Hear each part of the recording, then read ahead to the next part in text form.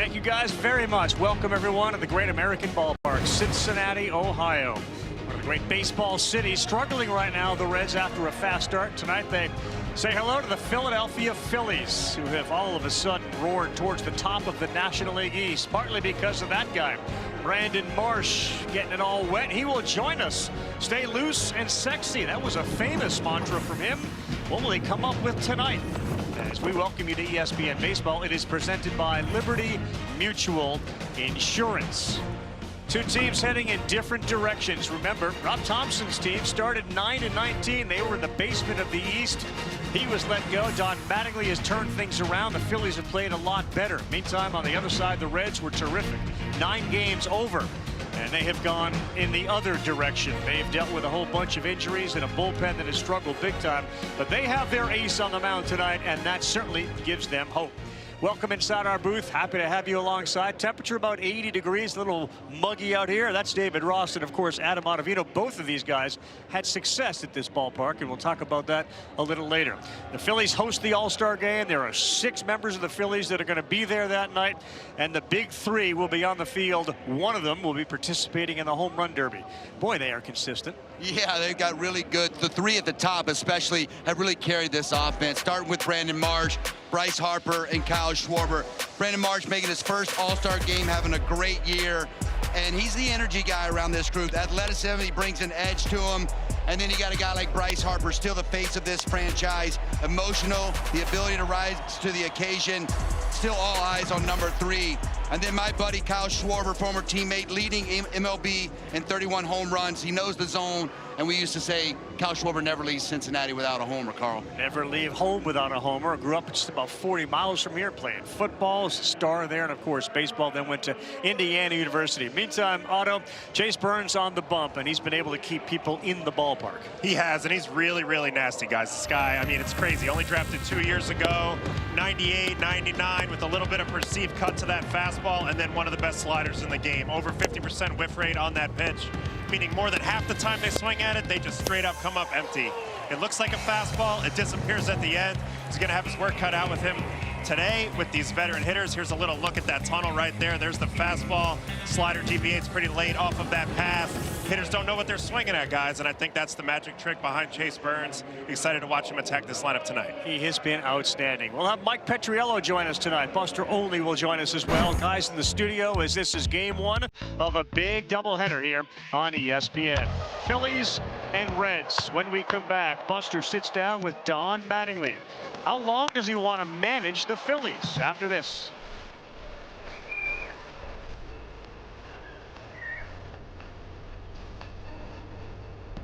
This Home Depot. Well, it feels like we've known Don Mattingly forever. ESPN's Baseball, presented by Liberty Mutual. Bundle and save on your car and home insurance. Borderline Hall of Famer. Many believe he deserves to be in there for his play with the Yankees. Then, of course, big-time cities. Los Angeles, so close last year, getting that World Series with the Blue Jays. And now, of course, the manager of the Philadelphia Phillies. You see his resume on the left. And what's left? Buster only sat down with him just before the game to ask him about where he's been and where he may be going. The turnaround of the Phillies basically coincided on the calendar at the same time you were brought into this job. What are you seeing? What's been different since that time? I think at the beginning of it, our starting pitching really settled down, and they got consistent, giving us, getting us into games.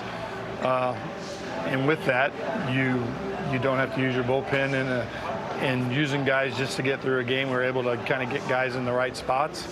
And it took us a little while to get going offensively, honestly. We won a lot of games early by 1 run, some 4-3s, and just low-scoring games. And then since then, the offense has started to kick in a little bit, and it's been pretty smooth. The phrase you've used in the past is time and talent. What do you mean by that? Well, I know the length of the season. I've been around a little bit to know that 30 games into the season, so there's my time. I got 130-something games left. And then you got talent. You're walking into a team that's just won 96 games last year. We're in the playoffs. It's pretty much the same club. They're going to perform. You guys came so close when we were working with the Blue Jays last year to winning the World Series within 2 outs, within 1 run. Within 1 inch. Within 1 inch, that's Yeah. exactly right. Yeah. Can anyone unseat the Dodgers? Oh, I think definitely. I think you look at really the Blue Jays last year. We felt like we, in a sense, outplayed them and really had chances to win Game 7. So they're a great team, right? There's no doubt about that. They got a great roster. The biggest problem with beating the Dodgers is that they believe they're better than you. And when you've won two straight world titles, why wouldn't you believe that? But I think that's the thing. Teams got to believe that they can go in there and play with those guys. You got to play good baseball. You got to pitch, get key hits, make plays. It's baseball. You can beat anybody. If the idea is brought by the Phillies about you managing beyond this year, how would you feel about that? Oh, I would do it. I kind of committed myself to 2 years with the Phillies when I came over. So, whatever Dave wants to do in that regard. But yeah, I think I would like to do it. Thoughts of Don Mattingly? Sure, that's the first time really we've heard him address whether he'd like to do it again next year. And the way the team is playing, as we take a look at the starting lineup brought to you by Alexa Plus, why wouldn't you come back? You know that Dombrowski's going to put the team in a position to win, and they got all sorts of talent there. Well, they're going to make moves at the trade deadline. So you see a stacked lineup there at the top. The bottom needs to get going a little bit. I think JT Realmuto is going to have a phenomenal second half. So you heard Adam Ottavino talk about Chase Burns, and so just think he'll be in Philadelphia on the 14th, Tuesday, and that is the 2-year anniversary of when he was drafted, part of a historically great 2024 draft class. But you guys have both been around the game for a long time. The idea that he and others 2 years in, less than 2 to their careers, are having the impact that they are having, does that surprise you anymore? Well, it's hard not to be jealous of it. I don't know if it surprises me, but, as somebody who threw over 500 innings in the minor leagues getting that seasoning in, I'm a little jealous of these young bucks who come in and they strut their stuff out there and they just get right to the big leagues, because now we know that what these guys have plays. And in Burns' case, it's the 2 pitches, the 4-seam and the slider. He throws them 94% of the time. That's more than any other pitcher in the big leagues in terms of usage of just those top 2 pitches. But nothing fancy here, just old school hardball with some nastiness to it. And I'm curious to see how he's going to do against the top 3, particularly of this Phillies lineup tonight. Another reason for curiosity is that guy who usually hits in the first inning is actually hitting leadoff, which he hasn't done this year. But Don Mattingly suggested that Bryce Harper came to them when they realized Turner was going to get the night off and said, I want to do it. Twice in his career, he's led off with a long ball. Well, not everybody wants that leadoff spot, and you love when your face of the franchise comes to you and said, hey, I'll do it. I've had some pretty good success in this spot. 914 OPS, 11 home runs, 19 extra base hits. Why wouldn't he want to start the show here for the Philadelphia Phillies? So Harper will stride to the plate. Alfonso Marquez will wipe it off one more time. Chase Burns will get on the rubber at a 10-1, 240 with 116 strikeouts in 17 games started, and you can't wait to see what he does in the All-Star game. He'll face a fellow All-Star in Harper to lead things off. And we are just about set for baseball. First of 2 here on ESPN tonight. Fastball slider combo from Burns. The fast one buzzes the tower at 98 miles an hour.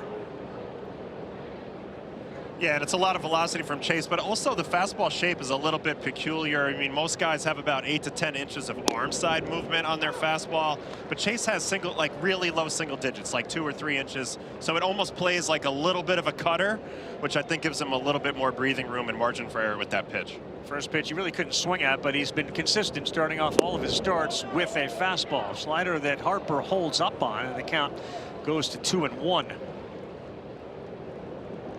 He's the first Reds pitcher since Johnny Cueto in 2004. 10 wins and 100 strikeouts prior to the All-Star break. Swing and a miss. It just feels so difficult to have 2 pitches that aren't the 4-seamer and the 2-seamer, Otto, but he dominates with 2. Yeah, and I think in the future he'll expand his arsenal. I mean, literally that's what every other pitcher does throughout their career. And Harper hits one off the end of the bat to right. Noelvi Marte is there, and there's one man down. Finish that thought. Yeah, but as you can see now, I mean, he hasn't needed to change it. We used to say this about DeGrom, 2022, should he throw more pitches? But if the league's saying that they can't handle your fastball and slider, you know what you do? You give them more fastballs and sliders. Here is a guy that does handle fastballs. What a start to the season again for Kyle Schwarber. 31 homers. Hit another one last night in the DH role. Of course, you remember the Reds tried to get him to come and play here. As he checks his swing on the first one, and that slider is in there for a strike. 5 years, $125 million the Reds had offered him. He took 5 and $150 from the Phillies. There's a whole bunch of other teams wondering why they didn't get in on that. 0-2.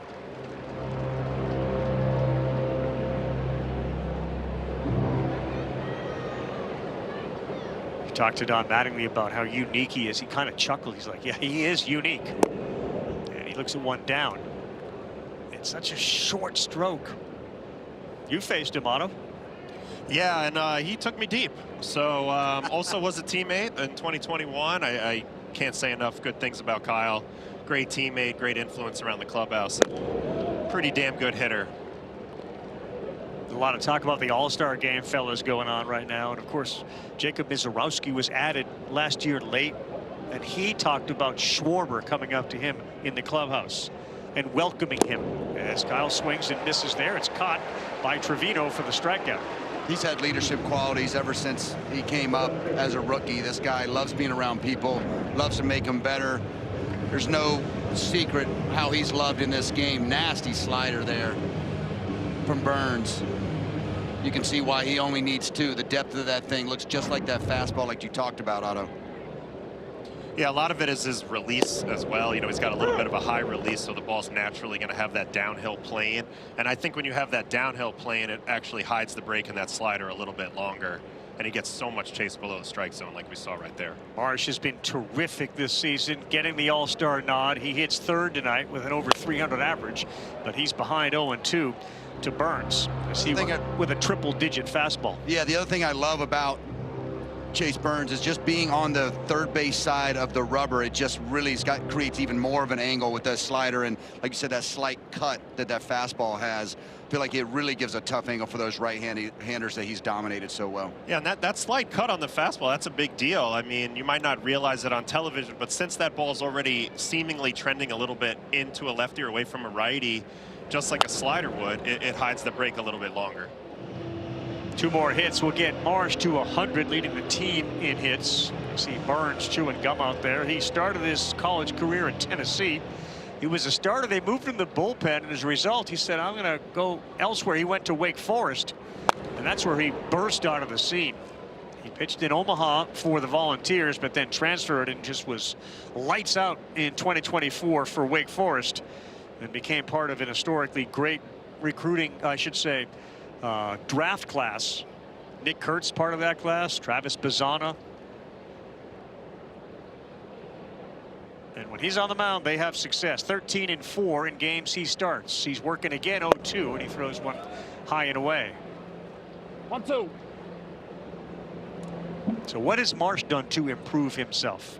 I've just been really impressed with his bat-to-ball skills. You see, this is the best at bat so far with the 2 best hitters in front of him, but he's not giving away at bats. He controls the zone, and he finds a way to get the ball out there, leading, you know, the world in BABIP, you know, batted balls in play. Yep. And he just has a nice swing that really stays in the zone a really long time, so he gets rewarded for the balls hit off the end or hit off the handle. Good take there. We go full. Mattingly's entrusted him to face lefties a little bit more. His chase rate has gone down considerably, and he is a more confident player. You take a look at the batting average leader since May of last year, and Marsh is 4th on the list. That is a terrific at bat. And that's exactly what he brings. A guy that just, you know, he fought off a bunch of tough pitches from Burns as he's cruising. He's coming right at you. And Marsh there just having a really quality at bat when he was down early in the count. So Marsh goes to first. There's no Trey Turner in the lineup. As a result, they've moved some guys around. And for Bryson Stott, just 19 career plate appearance, batting in the 4-hole. That's just high. They will not challenge using the ABS system. That one looked like it may have gotten the top of the zone, but it's 1-0 to Stott. This is the Phillies' second look at Burns this season. He pitched really well against them in the first outing, but I do wonder what type of adjustments they're going to make. I mean, they've got a lot of lefties here back to back to back to back. Starting off, you know, in this batting order today, you got to think they're going to learn from each other's at-bats as this game progresses. Yeah, Alec Boehm is going to be next up. He is the right-handed hitter, the third baseman, the first one that he will see tonight. As Stott looks to move Marsh. He's not going. That one is in there for another strike. You can see up and down, north and south. Yeah, I think that's one of the funny things about, you know, Trey Turner not playing today. He's one of the few guys that actually had a couple of hits of Burns last time they faced each other. Marsh faced 8 pitches. This will be the 22nd of the inning, and that one is on a line to center. It holds up. Friedel is there to make the play, and Burns works around the walk. Reds will come up. That means Ellie De La Cruz when we get going on the other side. With psoriatic arthritis, There's no hit bid in the ninth, but they got plenty of offense for the Jays. This guy has had a really good year for a rookie. 21 homers, 59 RBIs. First rookie to hit a grand slam for the Blue Jays since Vladdy a few years ago. He's really been effective. That's some good company. We'll be with you all night long. Carl. Yeah, that's good company, and you got good company there, Zubin. Thank you very much. We appreciate it. Look forward to all the updates. It's game 1 of 2 here on ESPN tonight. Our starting lineups are brought to you by Alexa Plus, and I don't know how you color this, fellas, then other than suggesting they are 26th in runs, 28th in walk percentage, 29th in batting average. Well, the future's bright with Sal Stewart. He's the guy in the middle of this lineup at the top that just has really been impressive from an at-bat standpoint. Leads their team in home runs and RBIs. He's the guy to watch. All right, the starter tonight is Alan Ronhell, who was just called up today, and that first one is the 2-hopper that Stott backs up on, and Ellie De La Cruz on one pitch is out. And Otto, that's a hamburger helper for a pitcher. Yeah, nothing better than that. Keep the fastest player off the bases with one pitch. Stay economical and move right on to Sal Stewart with no threats on the base paths. There's nothing better than a first pitch out, is there? No, nothing at all. When you're on defense, that is, you love to feel that. What should the folks at home know about Ronhell as he gets set to deal with one of the better hitters in the game, Sal Stewart, for his first strike? Well, Ronhell's thrown well in limited opportunities this year for the Phillies. He features an extremely high release. 70 degrees is the highest in the big leagues. Even higher release point, arm angle. I shouldn't say release point, I should say arm angle than Trey is Savage. He's not as tall as Trey, so it's not the exact same effect, but it's a fastball and it's a changeup. He's got a parachute changeup, and that's kind of what to look for when you're talking Alan Ronhell. All right, and it's now 2 balls and a strike to Stewart, who is a terrific story. He is an all-field hitter. 8 of his homers have been the other way. 17 bombs, leads the team. He crushed the Phillies in Philadelphia. Went 7 for 12, and the curveball misses badly.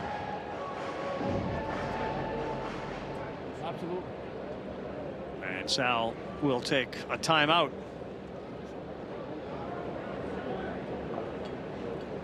These Reds struck out 18 times last night.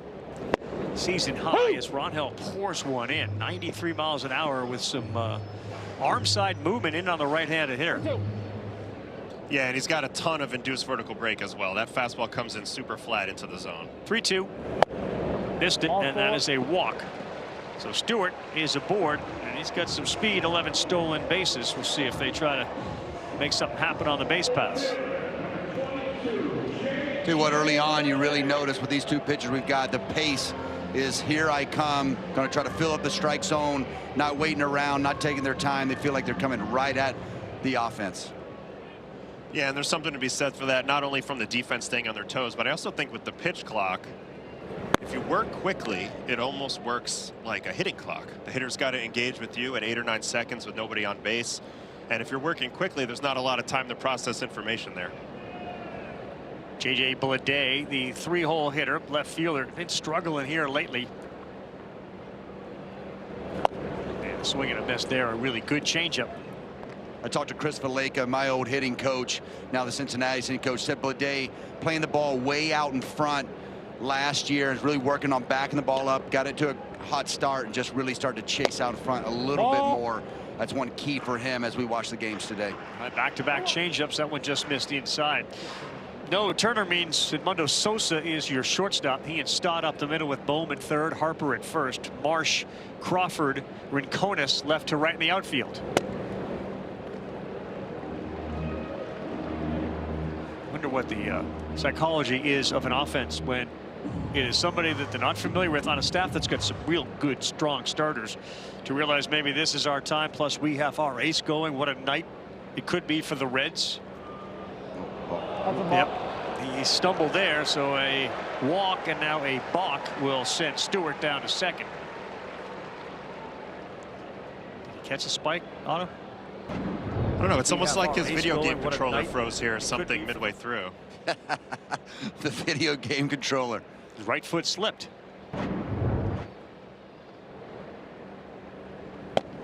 All four. So close, but it's down, and Blade will grab first. Back-to-back walks to start.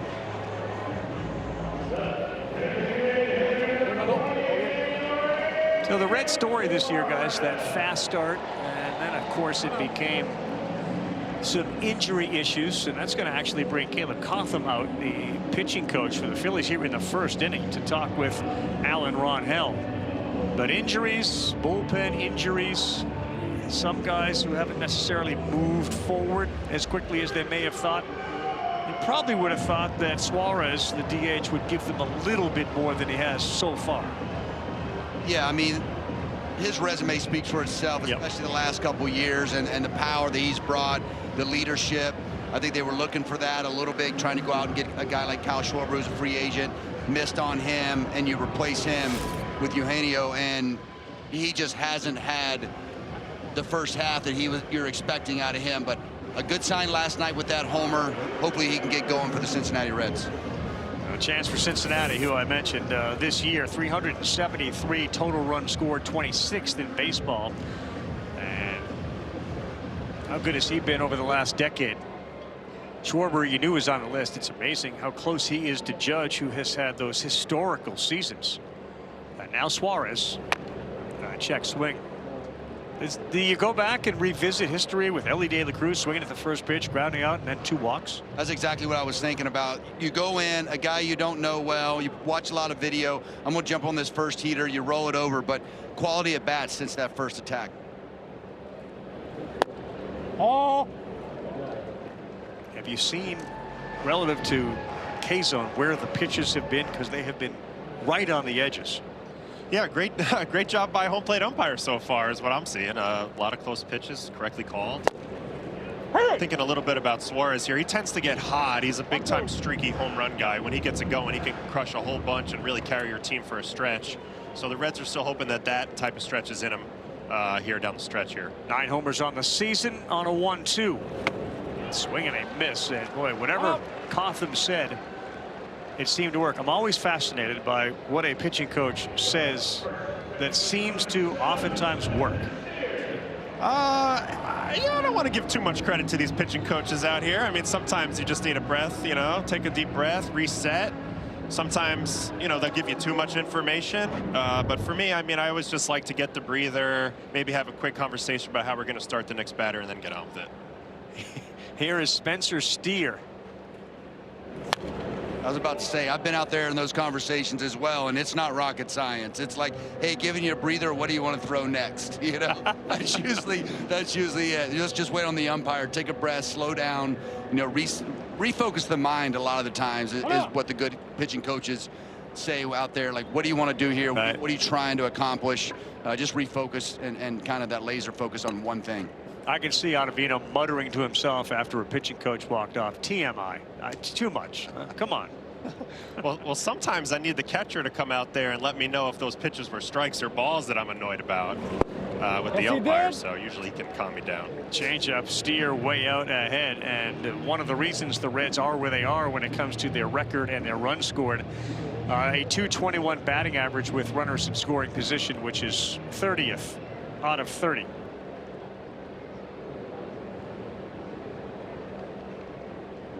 Have to capitalize on these opportunities, and this one to third. Bohm, foul ball, just foul.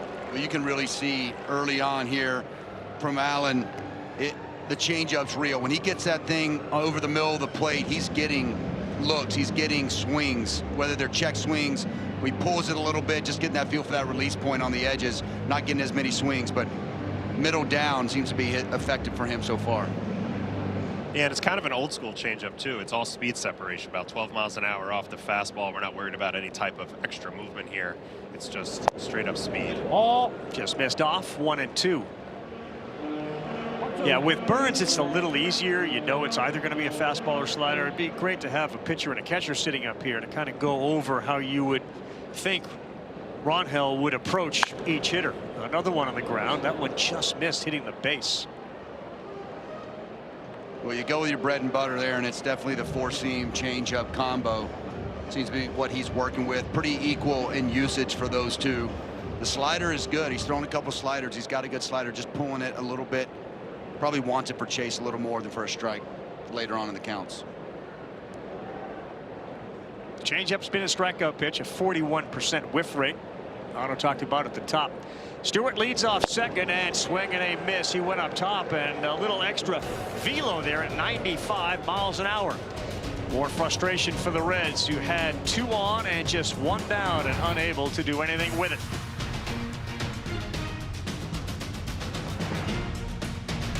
I'm David Ortiz. After us, right here on ESPN, Diamondbacks Padres. Corbin Carroll, Ketel Marte, they've been on fire. 30 combined homers. Catch the matchup live on ESPN. Stream every pitch on the ESPN app. One of Adam Ottavino's guys, Michael King, former Yankee, will be on the mound for the Padres. As we focus back here at the Great American Ballpark, and Burns back on the bump after he struck out Schwarber. He walked Marsh and he got Stott to fly out. It'll be Alec Bohm to lead things off. And foul right off the mask of Jose Trevino. Will that wake you up, huh, Rossi? Yeah, those are no fun. That route, usually the hockey mask, which I used at the back end of my career, get a little ear ringing after that thing hits you pretty good. So it's always nice. If you see Alfonso Marquez, here's a nice look. Yeah, that one got him pretty good. That's solid. When he goes straight back out, those stink. Those are no fun. But Fonzie giving him a little bit of time there. Alfonso Marquez behind the plate. If you think about it, there's just not many people who have ever had that experience before. What is the reaction? How long does it take for cobwebs to get out? What happens? It usually, it's usually just part of it. It's like a foul ball. You just need a second. You're fine. But, it just stinks it just rattles your cage for a minute and you're right back locked in. Me, unfortunately, in Boston, I had 2 back-to-back off the top and kind of gave me a pretty serious concussion. Yeah. So that was no fun. But, just part of the job. That's why we're so tough, Nails. Yeah. Tools of ignorance, they call it. You ever see one of your catchers get really rattled by a ball and worry about them when your next pitch was coming or what they were calling? Yeah, I remember Tony Walters getting nailed with the Rockies. I don't know. This one up the middle. Ellie De La Cruz to his left. He's been so much better. His ability to throw has been good as well. Feeling a little better, but finish that story. Yeah, I remember just looking in there and Tony thinking about what next pitch he was going to call was going to be and looking like he just couldn't come up with a thought. So we had to call the trainer out there and, go ahead and get him inside. But yeah, scary. As a competitor, these catchers, they always want to stay in the ball game, but you got to sometimes take it out of their hands. I took a mound visit one time, and John Lester, I walked out there to give myself some time. John Lester goes, "Are your potatoes mashed?" I said, "Just give me a minute." Why, when you just said John Lester, did I immediately start to laugh? Like there was no question that was going to be an entertaining story. He's got zero filter. Gabriel Rincones driven to right. This one on a line, and it is just off the top of the wall. An absolute missile off the bat of Rincones, and he is into second with a double. 112.7 miles an hour off the bat. And if it was a foot higher, it was easily gone. This is how you want to hit him. Gabriel Rincones here. Look at this four-seamer, just middle, trying to beat it by him. Rincones, elite bat speed, 75th percentile, just nice and short. No leg kick, keeps the foot down and just short to the ball. This ball almost knocks down the right field wall.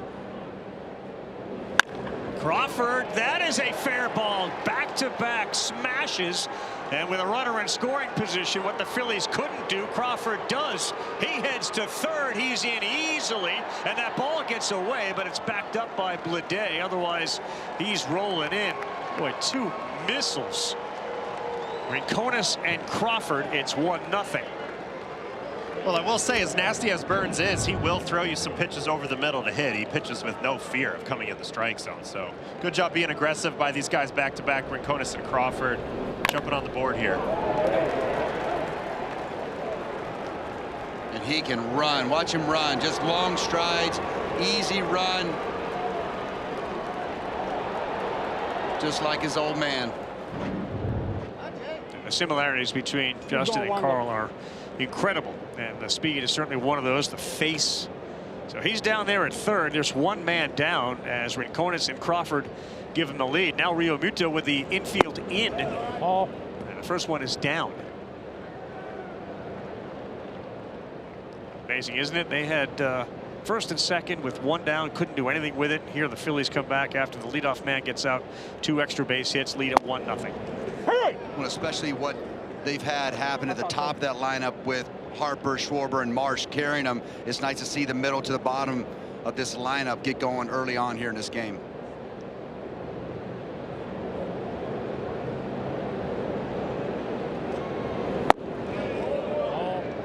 I just was thinking, Otto, we're going to see a steady diet of some off speed here. He's going for the punch, infield in or weak contact. I think JT's trying to get something close to him and stay up the middle. Yeah, 3 sliders for Chase to open this at bat. Looking to either get a ground ball with the infield in or a miss. That one's better, and it is called a strike. Rio Muto almost looked like he was thinking about going to a challenge there to make it 3-1 versus 2-2, but he doesn't. And now he's got options. He can go with that fastball up that JT hasn't seen yet, or the slider down. Called strike 3, and that was a beautiful pitch at 98 miles an hour and a much needed strikeout. Really good job by Chase Burns here. I feel like when you have a man on third and less than 2 outs, you have to pitch a little carefully. You try to get yourself to a 2-strike count. Hopefully the batter will help you out with some chases. That didn't happen, but he did paint that 2-1 slider, which set him up for the fastball to freeze JT to get out of that.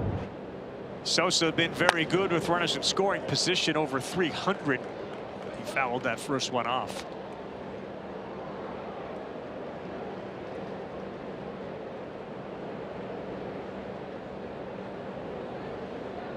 (15 starts, 2 runs or less for Burns. Best in the bigs as that one misses low.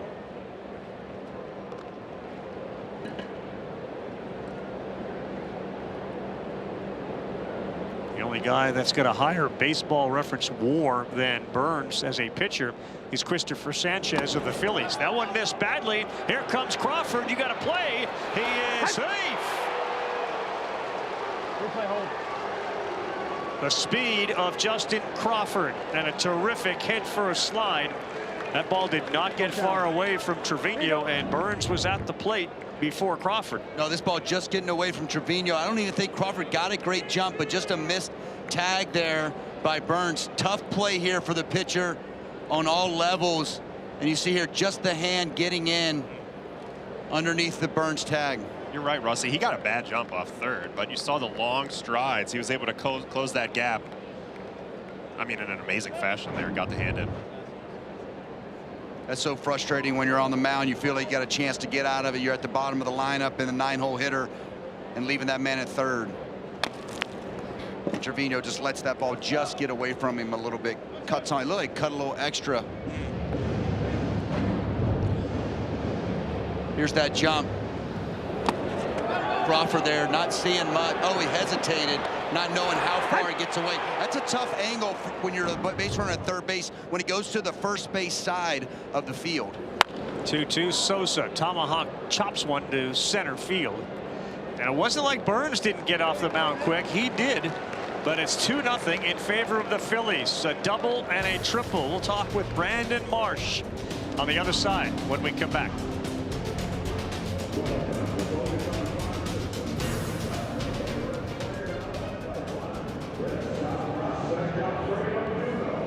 you see Don Mattingly there telling his guy, Brandon Marsh, 6 years in, you are an all-star. What a feeling that was for Marsh. As you can see, he gets congratulations from his entire clubhouse. A special moment.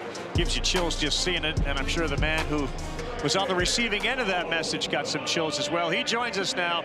Stay loose and sexy out there in left field. Thanks for doing this again. We appreciate it. Yeah. What's up, guys? How we doing? We are good. I got David Ross up here, Adam Ottavino. We're Legend, ready to man. roll. You're rolling now. So what was that moment like? Hey, Brandon, you're an all-star. To be honest, I can't even put it into words. I'm getting chills right now just thinking about talking with you guys. But, you know, it's something you dream of as a kid growing up. Something you dream of as a kid growing up playing like in your buddy's backyard with a wiffle bat, just pretending to be the National League and American League All-Stars. You know, I remember growing up thinking I was Andrew Jones, McCutcheon, just, you know, it was and it was just a surreal moment. Forever thankful just for my teammates, my family, staff. Who'd you take deep in those fantasy games of yours? You know, you're Andrew Jones. Who you taking yard? Like Roy Halladay or Oswalt or somebody?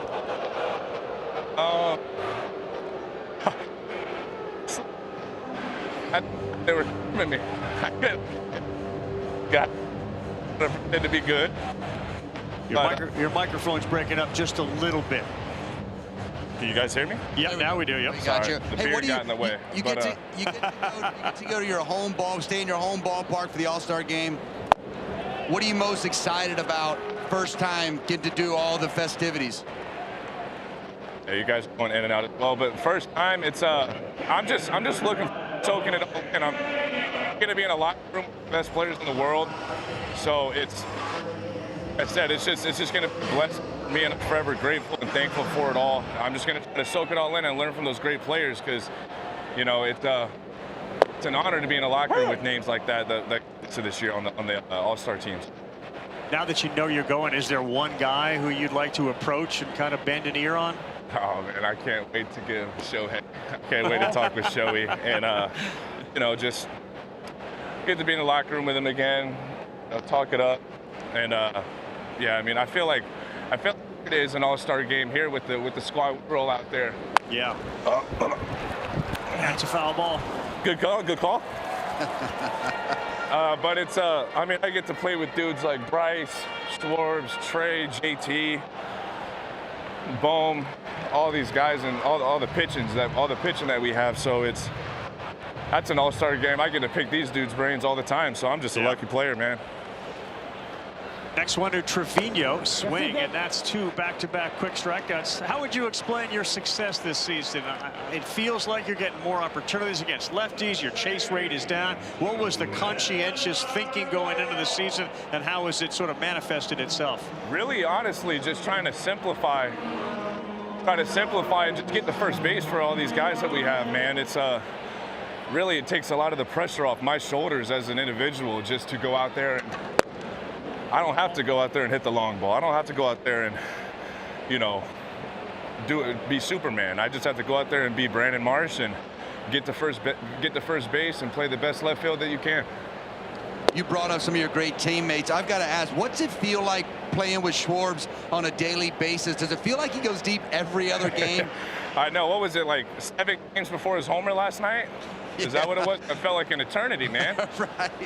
But no, it's he's special. He's one of my favorite teammates of all time since I ever was in part of competitive sports, man. So why? Just the way that he holds people accountable, the way that he's there for us, puts others in front of him always, and it's just he's a special dude, and then good things happen to good players. And I mean, 31 pumps on July 8th, right? It's pretty freaking special. So he's just an all around human being, all around pro, and yeah, we're really thankful that we got him back this year. 3-1 on the way to Arroyo, and that one is over there at second base by Bryson Stott. I know you thought about it, Marshy. Stay loose and sexy running off the field last year. What do you got this year? Oh shoot! Let me slow down the jog. No, man, I don't have much good content, man. I'm just thankful to be here with these guys. Thankful to be talking to you guys, and thank you guys for having me, man. Y'all are awesome. Congratulations, bro. Yeah, thank you guys. Be good, buddy. Good luck. That is Brandon Marsh. Quick inning. 1, 2, 3. Back after this.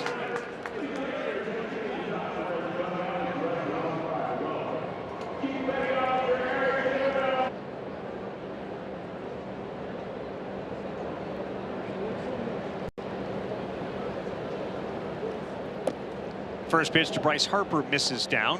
Mike Petriello is going to join us in just a little bit as it's Harper, Schwarber, and then Brandon Marsh. Marsh walked his first time up. Harper got jammed there. He is hustling. De La Cruz is up with it, flings it over to first, and Harper retired 0 for 2 out of the leadoff spot today for the first time all year. There's a good example of that fastball with a little bit of cut on it. Really amazing hitter, obviously, and Bryce Harper up there. He's, you know, on time, but that ball ends up getting a little bit off the barrel unexpectedly, and I think that's, you know, one of the features of the Chase Burns experience is that a little bit of cut on that fastball. When that thing's coming from the third base side, it almost looks so good when you're a left-handed hitter and you go to pull the trigger and just barrels in on you. Schwarber swings at the first one. This is playable on the infield. Sal Stewart is there, and 2 very quick outs, and that brings Brandon Marsh up. We just spoke with him in the outfield, and Mike, you know, we kind of talked with him about the big differences this year. He said, I'm just trying to let it come to me. There's got to be more to it than that. Well, how do you like a leaderboard where I can put him under Ty Cobb and above Rogers Hornsby in all time batting average on balls in play, right? So not strikeouts, not homers, just balls that go in the field that a fielder can actually get to. And he's done this every single year, right? Parts of 6 seasons in his career, he has been 7th or better every single season as his 3rd best this year. And it's kind of a fluky stat for most guys, but for him, he's proven it's a skill. How is that possible? Well, a lot of guys would say that's luck, but like Mike's talking about, it's a bat path thing. He's staying inside. You know, they say stay inside, but his bat path allows him to stay in the zone for a long time, whether he's fisting one out there, gets one off the end, or barrels it up. Woo! Yeah, that's true. Also, he's got kind of a steeper bat path, you know? Yeah, exactly. I mean, Freddie Freeman is a similar kind of player, right? He's got a similar bat path. He's excellent at this as well. And it kind of comes down to the sort of launch angle you can get to, right? Not too high, because pop-ups are death. Not too low, because ground balls are death. He's really in this beautiful sweet spot right in the middle, and he's been doing it every single year in a similar way to Freddie Freeman, just with more strikeouts. Well, and when you're catching, you have those guys that are able to throw those balls out there in that grassy area in front of the outfielders, behind the infielders. You feel like, wow, man, they just foul off just like that. Fouls off the good pitches, the borderline pitches, and is able to fist one out there. It's really demoralizing as a catcher and a pitcher when these guys throw those out there. 2-2. Yeah, I've been staring at that stat all week. It's very abnormal for him to be that consistent with his batting average on balls in play. Well, this is another one, and there you go. On cue, he hits one right under the glove of Stewart. Petriello, you've earned your money tonight, man. That was ideal as Marsh just hit one where many others would be out. He's at first base. You know, it doesn't always work that well. Here's kind of what I was referencing. Look at this. Freddie Freeman, Luis Arraez. And what we're talking about with this launch angle sweet spot is between the 8 and the 32, the Brandon Marsh zone. And that's the reliable bat path. He does this over and over and over. And there is a StatCast stat that can show, are you a difficult batter to defend against, right? Are you making hard plays for fielders? And he is right up there. It's like Ellie, Acuna, and Brandon Marsh, who you wouldn't normally put in the same conversation. Well, he also showed right there. I mean, there's an element of using the entire field as well. I mean, there's no one way to pitch this guy. You kind of have to move it around. He's not afraid to get jammed. And when you have that type of approach, it gets rewarded. Stott hit that one hard on that fastball at 97. There are other underlying numbers which have got him in the All-Star game. It's not just the idea that he's got a high BABIP. I mean, he does appear to be chasing fewer times. Looks like Mattingly's giving him more opportunities against lefty too, Mike. Yeah, and he's asked for that for a couple years, right? He's really been a platoon guy for a number of seasons, and it's sort of rare. Like, mostly we see guys like Jock Peterson or somebody who says, I want to try it. Doesn't really work that well. But credit to him, because after 6 seasons in the big leagues, to come in and be able to prove I'm a lefty, I can hit lefties, it's really hard to do. You know, it's rare, and it's a credit to him and all the hard work he's put in. So he leads off first. Marsh in his first All-Star game selection. See those numbers as he is back safely with the ball getting away from Steer. That's a hard one to get your manager to buy into as well. I mean, the numbers generally say, not a great idea. Yeah, for sure. But, you know, he's got 2 great examples around him and in front of him with Schwarber and Harper. And he just alluded to it. He's like, my job is just to get on base around these guys, make it really tough on the starting pitcher. And he's almost simplified and calmed his whole approach, which seems to be paying off. He's going. 1-2. Stott hits this one high and deep right center field. Still going back towards the wall. Oh, what a running catch by TJ Friedl as he slams into the wall and takes away extra bases from Stott. Candidate for catch of the night, TJ Friedl in center field.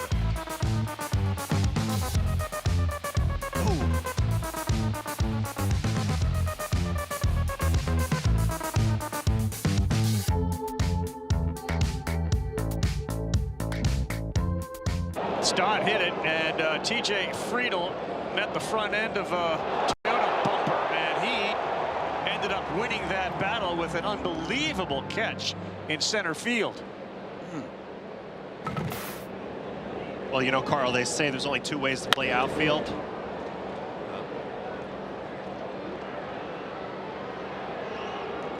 One of them is knowing exactly where that wall is, and one is pretending that it doesn't exist at all. I think he went with option 2, but he was able to hold on and make a hell of a play. And that was him who just flew out to center field. I think he doesn't even care where that wall is. I'm going to get that ball. I love how he smashes in there and checks to make sure he had it.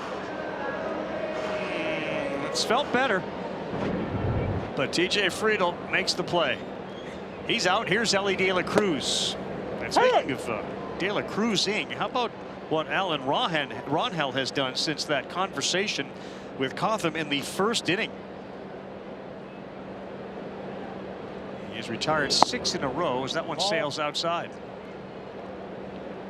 Yeah, he really settled down, took a deep breath, started attacking, started with 4 consecutive strikeouts after that meeting, so he's clicking right now. And Ellie hits this one to a gap. No one's going to get that. De La Cruz is cruising.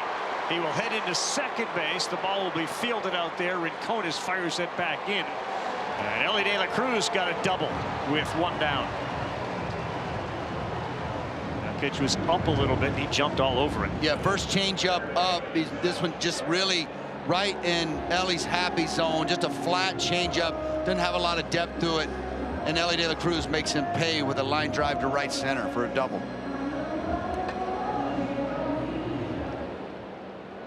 So here's Sal Stewart. Absolutely phenomenal personality. He ride up and down. He's so young. But man, when he is going, he's outstanding. And a big chance here to cut into this 2-0 lead. That first one is away.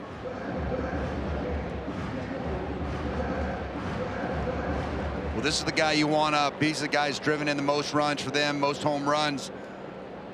Their best hitter at the plate. They haven't done well with runners in scoring position this year. 7th rookie in Reds history to earn the honor of an All-Star. The last was the pitcher Scott Williamson in 1999. And you're keeping good company. Petriello gave you that list with Marsh and the guys that were on there. How about only Frank Robinson with 18 home runs before the All-Star break has more than Stewart with 17.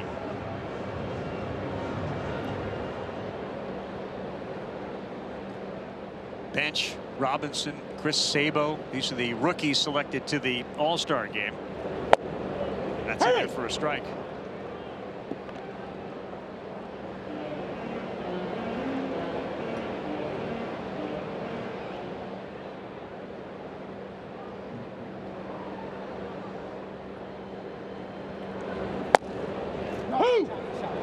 He is going to ask for it. This is the guy who does this more than anybody. As we take a look at the challenge here, it is presented by T-Mobile, the ABS system. I mean, this guy literally thinks everything is within his purview to challenge.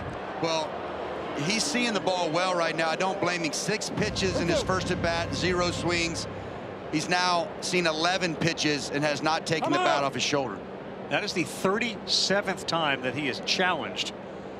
Bryce Harper does it a lot, 24, but Sal Stewart is the king of ABS challenges.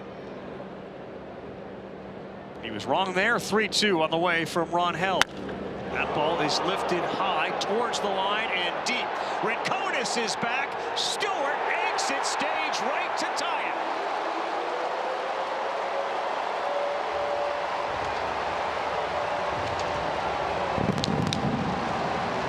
18th of the year, RBIs 62 and 3. He's now tied Frank Robinson with his 18th before the break in Reds history. And he must have taken out the driver. Tells a great story about his approach at the plates, reflective of what the scoreboard says. Down 2-zip, we need a long ball. We need a homer. Look at the scoreboard. What do we need? We need 2 to tie this thing up. Fastball here, middle. First swing of the day. The 12th pitch he's seen today. And he goes Oppo Taco. 9th home run opposite field, leading all rookies. Yeah, and he's just so under control at the plate. I mean, he knows he can go out to any part of the ballpark, opposite field, center field, doesn't matter. So that allows him to see the ball deep there, not expand. He worked a great at-bat getting to that pitch and didn't miss it when he got it. It felt like he almost missed that. Yeah. You know, he's so strong and got such a good swing. He didn't catch all of that. Really nice swing here on the 4-seamer after that challenge. Good swing, but you see there, looking up. Talk to it a little bit. Carry, baby. Bleday lifts one high to right. It sends Rincones back a few feet. Now he stops, camps under it, and he'll be there for the out. Let's get a quick update from the studio. Back there is Zubin.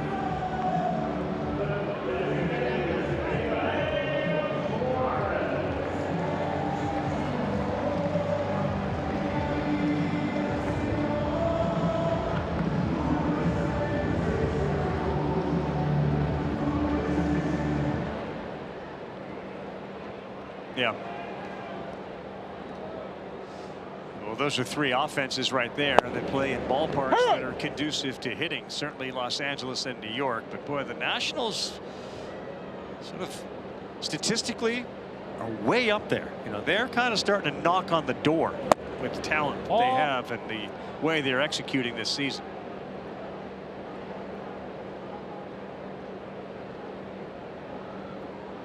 Two down for Suarez, who struck out looking his first time up. And Ron gets that call. That would appear to be off. Just think if he had won the challenge, he'd be at first base on a walk. Instead, he lost the challenge. You stay here and you swing. That's probably what he's telling Terry Francona. Looks in. I told you, Skip. I know what I'm doing. Even when I'm wrong, I'm right.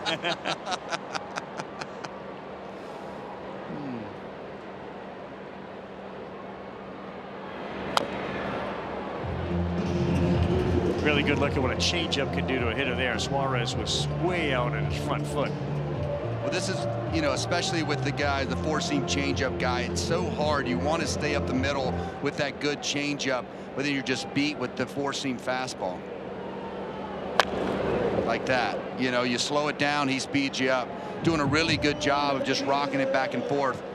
Other than the mistake change to Ellie and, you know, the home run that got out, I don't even think was a really bad pitch, but he just seems to be throttling him really well. Yeah, and in a contrast to Sal Stewart, you know, Suarez hits all of his home runs pull side, so he does have to go out and get it a little bit, and he can't afford to stay back as well and kind of cover both of those pitches. So, you know, this type of style is going to be more effective against Gino Suarez than it would be against a Sal Stewart. This is when you're playing the guessing game as a pitcher catcher, trying to see what they're thinking.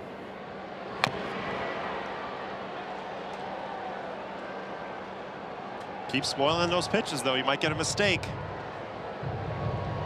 It is warm here. You can see the sweat there on Ronhell, who's about to throw his 57th pitch. 4 straight foul balls off the bat of Suarez. No chance to swing at that one, and the count now tips to a 3-2 full count for Suarez. Ronhell is originally drafted by the Atlanta Braves. Signed as a free agent actually in 2014. 226 games, 191 starts over 11 minor league seasons. And he has been a starter down. AAA's got some length on him. They will check first base. No swing. Suarez draws the walk. Really good at bat right there by Gino. Spoiled a lot of pitchers' pitches. Makes the pitcher work. 58 pitches we talked about on a hot night. One long inning could totally take you out of a start tonight. 10 pitch at bat. Remember, the last time we saw him walk a hitter was in the first inning, Stewart, and then another walk from Bleday. So for the second time, Cotham goes out to the mound. You wonder after a walk, is there something he sees? Like, what triggered this? There's 2 down. He gave up the homer. I think usually it's a long inning. You know, he kind of cruising a little bit, give him a break. You know, you give up the double on the changeup, a long at bat with the home run, and then you have a long at bat. Suarez fouling off a bunch of pitches, ends up with a walk. Hey, regroup. You got 1 out to get us to the next inning. So just a little bit of a breath. And most pitching coaches, that's why they're out there. They're just trying to, again, just trying to give you a breather, get your legs back under you, and refocus.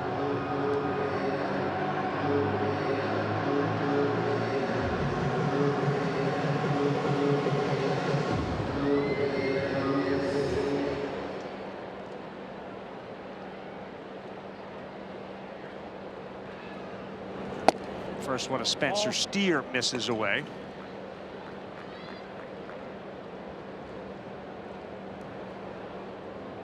Thrown 25 pitches. It's a pretty good fastball hitter, so we go with a changeup there, and it lands.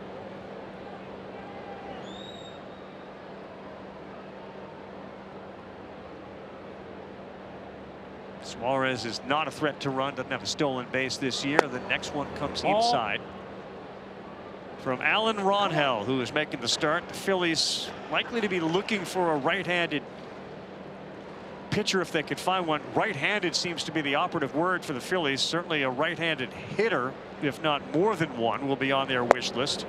Woo! Feels like everybody's looking for right-handed bats. Every year. Yeah. And in a season in which especially the American League is so bunched up, there's not a lot of teams that are saying we're in. Too bad I retired. Back up here. We got action. Yeah, some of the names I think, Carl, to keep an eye on. Taylor Ward of the Baltimore Orioles, if the Orioles decide to sell. Elliot Ramos, San Francisco Giants, who I think is going to get some play before the trade deadline. And it looks like they're going to be a bunch of starting pitchers that could shake free. 2-2, and he just threw him a filthy curveball that lands in there. We'll continue to talk more with Buster about your team and who they may be trading away or trading for. But the Sal Stewart Show continues. The All-Star Blast is 18th and picks up a couple of ribeyes to tie it at 2.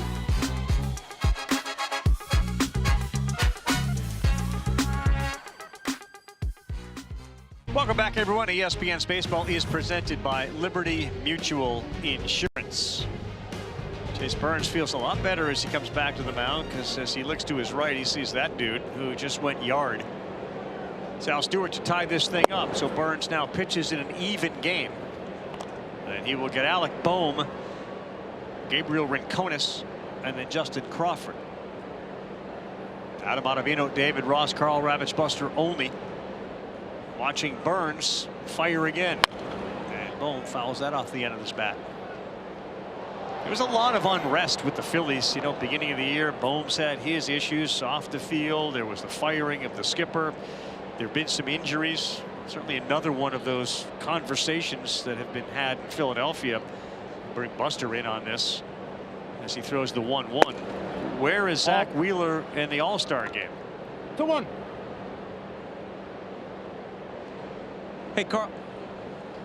Yeah, Carl, of course, he's been unhappy with the fact that he wasn't on the All-Star team initially in the National League. Woo! And here's the thing, in the CBA, there's a rule that you cannot be added as a player unless you're available to pitch on Tuesday. And there's some uncertainty about that before today. Zach told me today if he's on the All-Star team, even though he's pitching Sunday, he will be available to pitch on Tuesday in the All-Star game. We'll see if another opportunity pops up. So he's, in a sense, letting the world know he could be available. Like, I could pitch on Tuesday. He will be available Okay. if he's on the All-Star team. He would be available to pitch on Tuesday. So he's a second-day bullpen guy. Yeah, must be. He was unbelievable last night. Oh, man. 14 K's good? Yeah, and he acknowledged he went out there with a little extra, if you know what I mean, in the tank, to sort of let everyone know, remind everybody, I should be there. I'd like to be there. Maybe more importantly, as Bohm draws the leadoff walk here to start the fourth. It was funny talking to Don Mattingly, saying he loves it when the media just kind of sparks a little bit of anger in his players. Yeah, right. Saw a little bit of that anger come out last night against the Cincinnati Reds. Yeah, and I think Wheeler has a legitimate beef. I mean, he's been incredible since he came back off the IL. I mean, for a guy who missed time with thoracic outlet, of all things, to come back and pick up right where he left off, we just never seen that before. Rinconis swings at the first one and fouls it off. Since we're talking All-Stars, we could dive into the Derby, Buster. I thought that maybe you'd have two Phillies, and that certainly has happened plenty of times before. I believe we know that Schwarber's going to be in there. I thought Harper at home, given what we saw him do when he was a national in Washington, felt like a natural. Is there any chance you see both of them? I think so, Carl. Now, that decision has not been finalized. I talked to Bryce today about being in the home run derby, and he knows firsthand what it's like to be a hometown player in the derby, all the energy from the crowd. I think he and Kyle Schwarber would have a ton of fun doing it together. If they do, we got to separate those two into different brackets, right? Could you imagine two Phillies at home in the finals? Yeah, David Wright told me today, of course, he did the Derby in his home ballpark, and he said, yeah, that right field porch, you would not want to leave it during those rounds. Caminero, Rice, by the way, this is a high chopper, difficult play, made, and whoa, what a double play. Edwin Arroyo does it himself.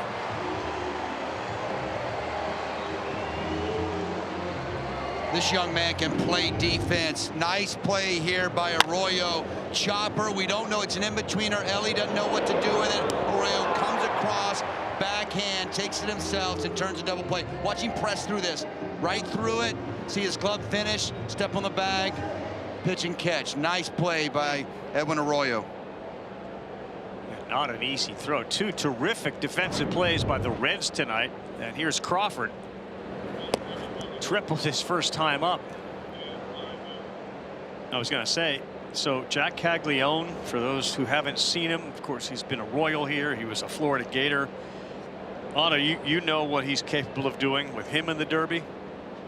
Yes, my Italian friend, Jack Caglione, he's going to put on a show, guys. He was incredible in BP during the WBC. He's an absolute freak of nature and perfect entry into the Derby. Yeah. How about Junior Caminero? 45 home runs last year, following up this year with a great season. Albert Pujols serving as his mentor. I think that's my vote. Junior? I like, man, I watched him doing WBC take batting practice, and it was loud. He was peppering the Marlins Stadium glass out there. It was impressive. Yeah, they might need to have some armor on some fans out there in left field when Junior's at the plate. For sure. 3-0 to Crawford, and he will take strike one. So a little different this year. Instead of a timer, there's 20 swings you all get, and then the top four will face off, meaning whoever's got the most will be the 1 seed. 2, 3, 4, 1 will play 4. So as much as you'd like to separate them in a bracket, like So they're going back to the old school way it used to be. A little bit more of the old school. Yeah, remember with his dad throwing to him and the ultimate bat flip and the celebration. Schwarber went down to a knee last year.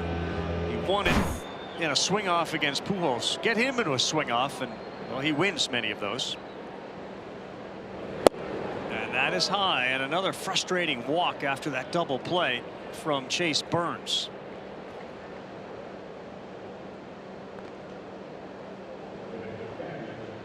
I like the new format. I think that the timer was just exhausting guys too early on, and then they couldn't put their best foot forward as the competition, you know, went to the second and third rounds. I kind of like the even amount of swings for everybody. Yeah, 20 swings, and then if you hit one on your 20th, as Crawford is off, throw down to second is out of the glove of Arroyo, and Crawford has stolen another base. So this is something that we've seen recently versus Burns. The Yankees were the first team to really try to run all over him. He's very slow to the plate, probably like about a 1.5, 1.6 to the plate. Now he does have a really quick pickoff move, which can keep guys close. But if you guess right and you go when he's thrown home, you got a pretty good shot to make it there. 12 stolen base of the season for Crawford, and he may not be done yet. It's a 1-0 count to Real Muto. Burns looks him back and fires, and that's foul back. What is a good time to the plate? You mentioned 1.5, 1.6 for people who don't understand what that means. You'd like to be 1.3 seconds or faster from the time that you start moving to the ball to the time that ball pops the catcher's mitt.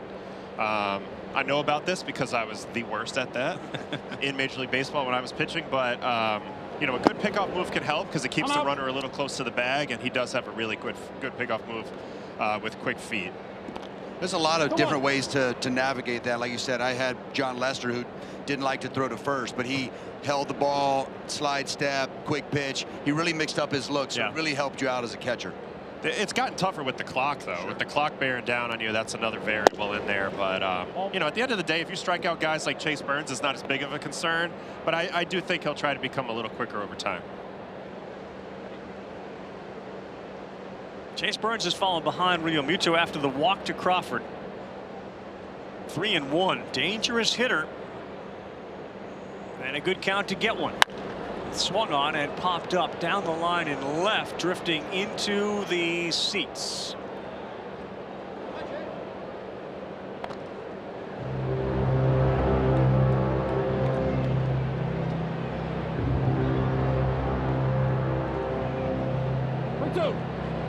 The Phillies are not a team really prone to walking. Their walk percentage is about between 9 and 10%. Their strikeout rate 23%.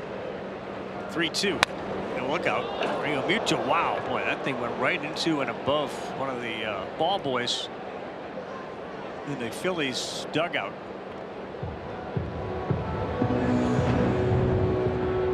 They take cover. Watch your lips, we would say. This goes right above Kevin Long's head. I mean, this had some velocity headed towards him.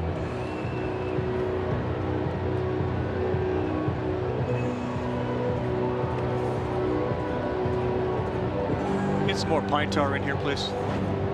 Yeah, that's just a token. I need a little bit longer. Put some pine tar on there. That's just throwing your hands as fast as you can, hard as you can. Bobby looks good. Bobby, thumbs up. Attaboy, Bob. Here's your next 3-2 with a speedy Crawford out there at second, and that is just off.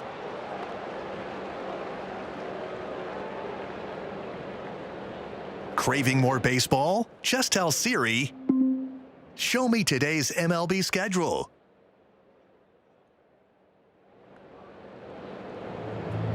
Anna, you mentioned that Burns will occasionally throw a ball over the middle of the plate, give up, you know, some long balls, but 3 walks in the inning. He was aided by that double play. Are you seeing anything in particular with Burns' inability to locate like usual? Nothing specific, but I think it's just been a little bit of a long inning, a little bit of a grind here. You know, 3 walks in the inning, very uncharacteristic of Burns. Typically, he just tries to get that arm in the middle of the plate and bring it straight down. And even if he misses a little to the right or left, he's going to be in the zone. But, you know, it happens. You just got to reset and always believe that that next pitch is going to go where you say it should go. 4 innings, 77 pitches, and he'll get Edmundo Sosa. As we got a game coming up next, Xander Bogaerts, shortstop for the Padres. See how many starts he has made. It is Arizona and San Diego, identical 45 and 46 records. That game follows us here. First one to Sosa, down, ball 1.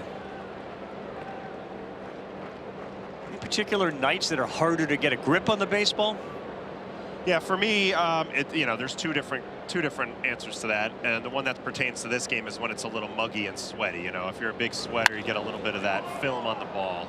Yeah, it looks like they're going to get Sosu with a couple men on to fly out for the second consecutive time.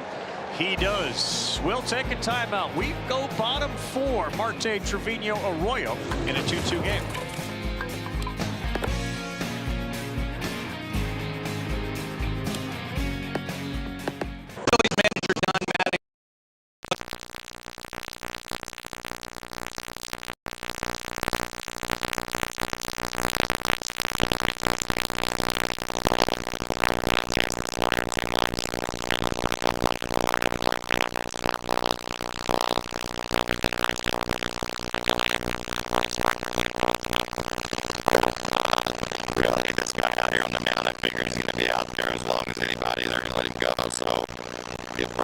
Shots at him and Schwarber up top. Don, thanks. Carl, back to you. Thank you very much. Buster's spending a lot of time with Don Mattingly tonight. How much do we attribute Mattingly's management to the turnaround for the Phillies?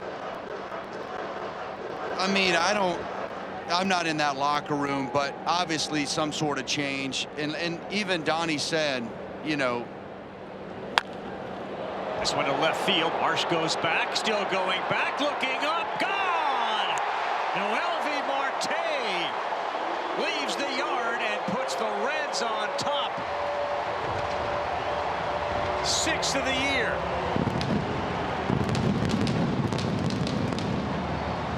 And the great American small park lives up to its name as that one just crawled over the wall. You see there, 94 mile-an-hour exit velo. The ball looks like a hanging changeup here. Marte, big leg kick, gets enough barrel on it, pulls those hands in, look at it running in just a little bit on him. And like you said, friendly ballpark and smart hitting for Marte to give them the lead. Lefty Tanner Banks has been warming in the Phillies pen as Ronhell throws the next one to Trevino. I mean, to go back to that thought, Carl, about Mattingly. Yeah, I think it's just, you know, you need a little bit of a new voice sometimes. Rob Thompson's been around a long time, had a lot of success with the Phillies, and you know, a new voice, somebody to shake things up, and they got a lot of guys healthy as well. You know, Wheeler coming back, obviously a big one, was really important. Otto, what'd you see on this pitch and this swing? Yeah, a little hanging changeup at the top of the zone, very similar to the pitch that he gave up the double on to De La Cruz earlier. As good as his changeup is, he's going to want to get that down and away in this situation, especially 0-2. Little mistake, and credit to Marte for making it pay. Mattingly got what he wanted out of Ronhell. He's coming out. Looks like Banks is coming in. Arroyo is coming up. It's 3-2 Reds.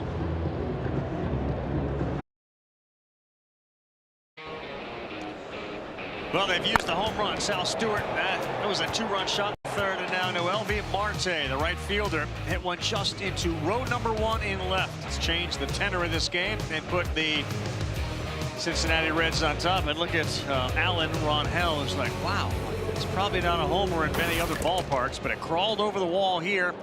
They lead. So the lefty is on now, and that is Tanner Banks. And his first one is grounded off the foot of Edwin Arroyo. Yeah, Tanner's going to look to give some length for the Phillies here in the mid-game. Giving up runs each of his past 2 outings, but overall he's been a solid member of this bullpen for a couple years now. And he's looking to get on a streak here, you know, not having the season he wants so far, 5.97 ERA, but comfortably within range with that strikeout rate and walk rate. So the skill set is still there. 0-4 are his numbers. He will throw the fastball, sweeper, slider combo. Good slider right there. 34 years old, 6'1", 205 on the mound. Now, Mattingly told us before the game, I got a whole bunch of arms so we can use in our bullpen tonight. Wheeler helped. Orion Kirkreek struggled last night. He is likely not available tonight. As Banks gets set to deal 0-2 to Edwin Arroyo.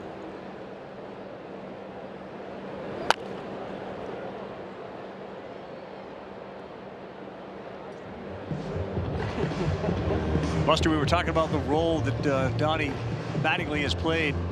What's your take on it? What are you hearing? Yeah, he and Rob Thompson are so similar in personalities. Longtime baseball guys, very even-keeled. But I think a couple of differences in how Mattingly manages. First off, as we've seen with Marsh and with Bryson Stott, he gives the lefty hitters a chance to play against left-handers. I think that's more about the defense than it is actually about giving him a chance to hit against the lefties. The second thing is that a lot of people have noticed he's more aggressive going to his prime guys in the bullpen.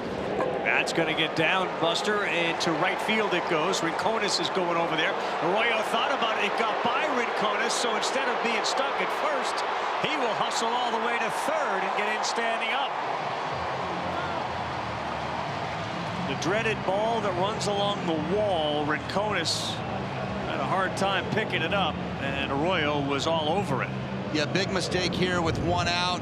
Probably trying to get him at second base. He has a shot at him at second base. Nice job by Arroyo, staying inside that heater in and hits it down the line. But you see here, just trying to reach out here and going to keep him to a single and just alligator arms it just a hair.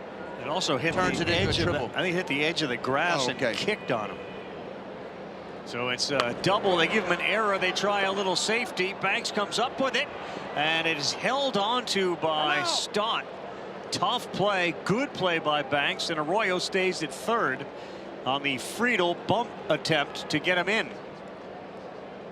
Yeah, not on the same page there. I always like to have a sign with my third base coach from the hitter if I'm thinking about bunting. If you got a guy thinking about laying one down like Friedel, this is in his game. Left on left, trying to get that run in, but you got to let other guys know. You got to let your third base coach know so he can tell the runner at third to break if I get it down. As soon as you hesitate, you can't go anymore. So you know, he just didn't get off the base on contact there. So that's a communication error. That's not necessarily. Well, I really like to. We see here he's not looking for the sign. Couldn't pick up Willie Harris there at third base, and Friedel that's part of his game. But when you're unsure about if the ball's going to get down and trying to get the best break you can. I used to bunt a little bit with guys at third base and 2 outs, and I had a communication thing where I would pick my pants with my third base coach. So you got to have a little heads up there and communicate with those guys. De La Cruz gets into this one to right field, and that's gone as well. Third home run for the Reds tonight. Ellie De La Cruz's 14th, and Cincinnati having an inning. That got out of here in a hurry, huh, Rossi? I mean, he flipped the bat, just threw his hands at that, and that ball just jumped. We know about his skill set. I mean, he's toolsed up, but he has become a complete player defensively, offensively, and he used to get turned around a lot from the left side to his weaker side for the right, but that's no longer the case. This is a real power threat, a real at bat from the right side here, as you see, starting early, stays through it, and you see just a little out in front, and with that big body leverage he has, just flips the ball out to right on a line. Big time pop. Yeah, the Reds have 5 hits, all for extra bases, including the home run from Sal Stewart, who is now back up. He has reached twice. He's been walked. He hit that homer, his 18th of the year. It's 5-2 Reds.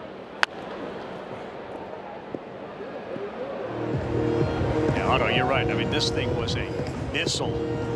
Yeah, off the bat, I didn't know if this was anything more than just a line drive that might beat the right fielder. But when you have raw ability and raw power like an Ellie De La Cruz, you can leave any ballpark, and that's what he did right there with a line drive the other way. When being a former player here, that's the alley you want to go. The right center, right field porch is really where the ball carries here the most. And I don't know if that needed any help. That ball was laced. Thumped. Here's another one that's into that area. Stewart, yard again, his second of the night. And now more homers before the break than anyone in Reds history as he passes Robinson on the list, his 19th.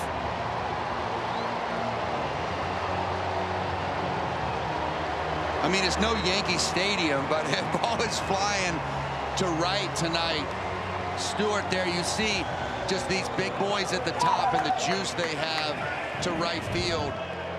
Tanner Banks really scuffling this ball, trying to get in there, and that is just right into the swing of Sal Stewart. Little bat flip there. He knows that one's gone. I mean, he almost inside out at that ball. He did. I mean, it reminds me of a Matt Holliday, maybe a Matt Kemp type of swing at a certain point, kind of insiding out. A pitch in on the hands and taking them out to the opposite field, but balls are flying right now. It must be summer. That's 10 of 19 home runs for him to the opposite field. That's when you know you've got a real powerful swing from a young player here. Just that back hip and that bat connected together. That ball's well out of here.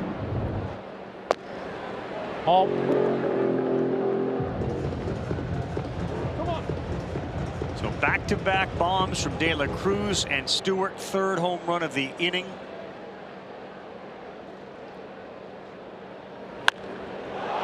And this one is lifted to right. Bleday back to back to back.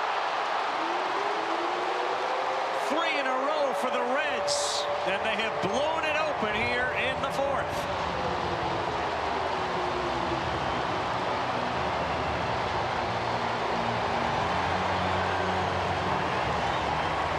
I mean, I don't know how many home run breakdowns I've got in my bag, but let's try one more here from J.J. Bleday.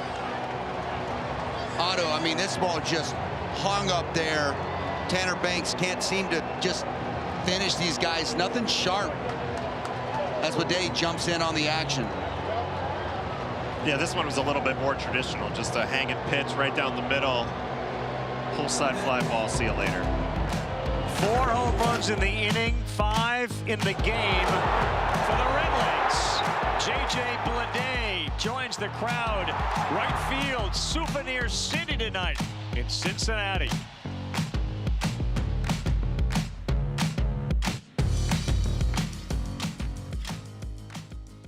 Reds first time this year they've hit 4 in an inning. It had been the 5th time that they've had a 4-homer game here this season. And now it's that first pitch does land. New pitcher is Max Lazar. After 4 homers in the inning and 3 straight from the Reds. Suarez fouls one off. You come into a game anytime out of the bullpen when you just given up, 3 homers in a row. You did. Oh yeah, for sure. But I mean, you got to tell yourself, you got to put yourself in the mental state of, well, that's over with now. They got those out of their system. They're due not to hit one. Yeah, exactly. Now I'm due to get some outs out here. So try to separate that. Wow, fireworks here on a July 8th. Suarez hits one to short. Sosa's got time, and he will go across the diamond. All right, you got some homer balls in your bag. Let's do it. You got 4 swings here.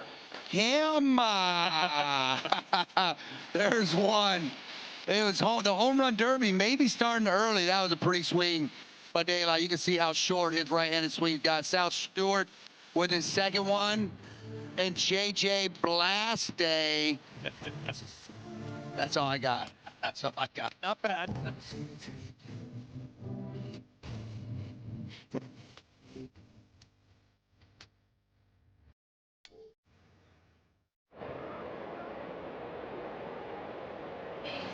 Back here in Cincinnati with Reds manager Terry Francona, 3 home runs in a row in that.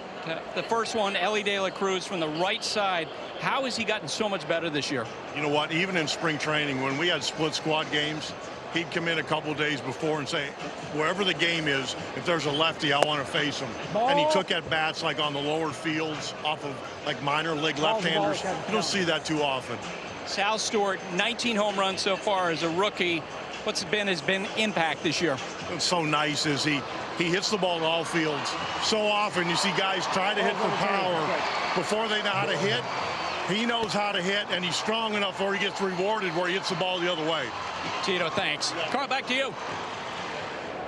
All right, Buster, thank you. The ABS challenge we just had there. Trevino has been phenomenal at that. It is a skill. And he just picked up a strike on a ball that was originally ruled a ball. The count was 1-1 instead of 2-0. Now 2-1 as Harper leads things off. With all of a sudden, the Phillies down by 5. Oh.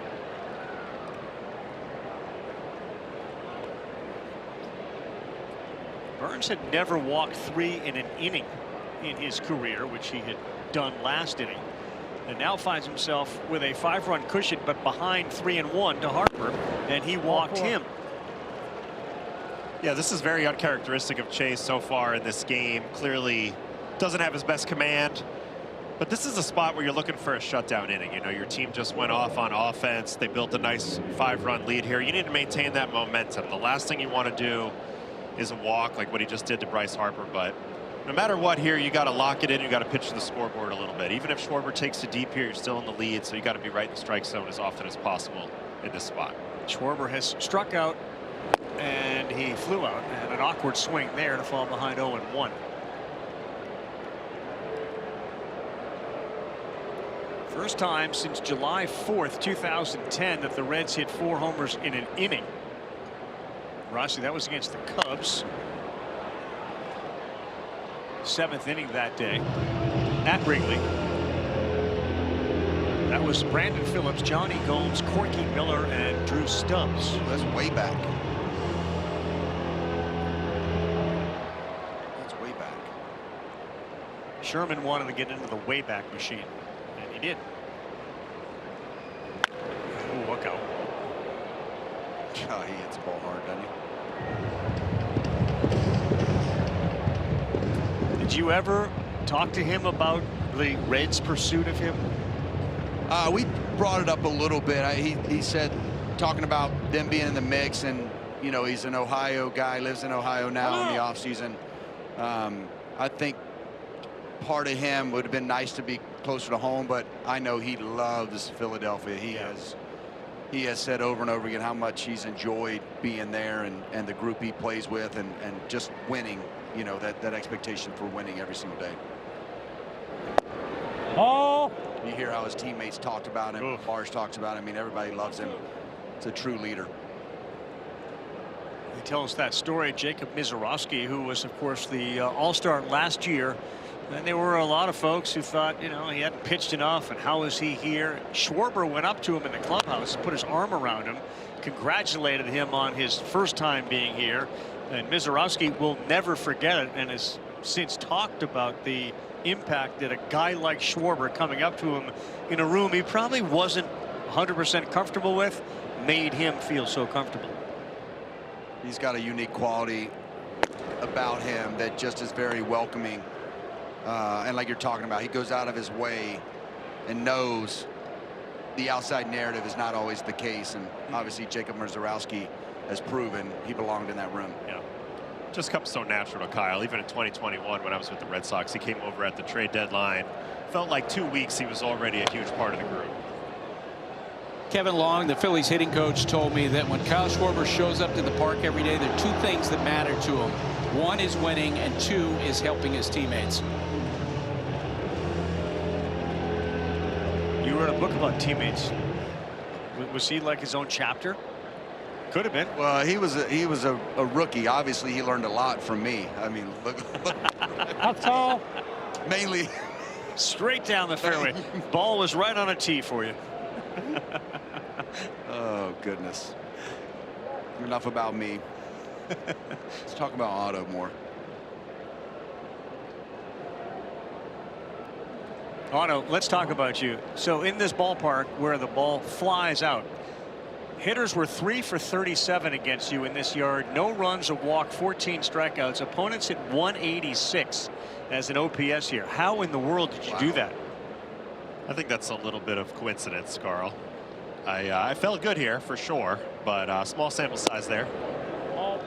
So a little bit of luck involved. We were talking about the bullpen and how big of adjustment it was for you. You know, the mound and the bullpen felt so much different than the game mound to you, but obviously it didn't bother you. Maybe it's one of those things that I worried about it so much that it locked me in when I got out there. You know, I was so worried about adjusting to the game mound relative to the bullpen mound that I had a little more attention to detail, perhaps.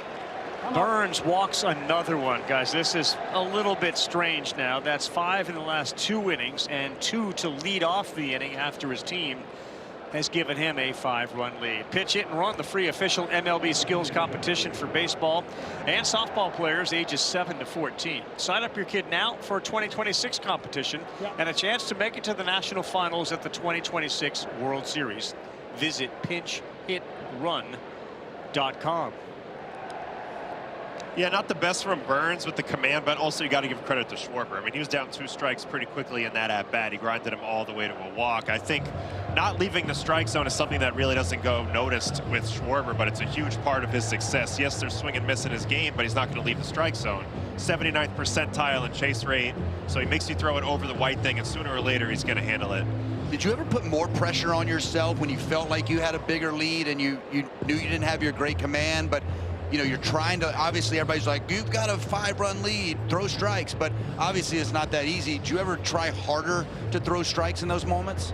Yeah, I think there's something to that for sure, because, you know, the concept of just throw strikes puts you in a little bit of a different spot. I mean, normally you want to be more convicted and let it rip, you know, and then where it goes, it goes. But when you're out there and you just want to throw strikes, you get into a little bit of an aiming mode, and that's kind of the enemy of command sometimes. So he may have gotten the benefit of a call there. Instead of 1-0, it's 0-1. 6 walks tonight for Burns. And the other part of that conversation is just throw strikes. It depends also at the part of the order. Just throw strikes to Harper and Schwarber feels a little different than just throw strikes to X and Y. I just mean we create this narrative when you have you know, a lead, and it's just not as easy as people want to give it credit for, you know. With a swing, Marsh can make it a ball game again, but Burns misses high and away.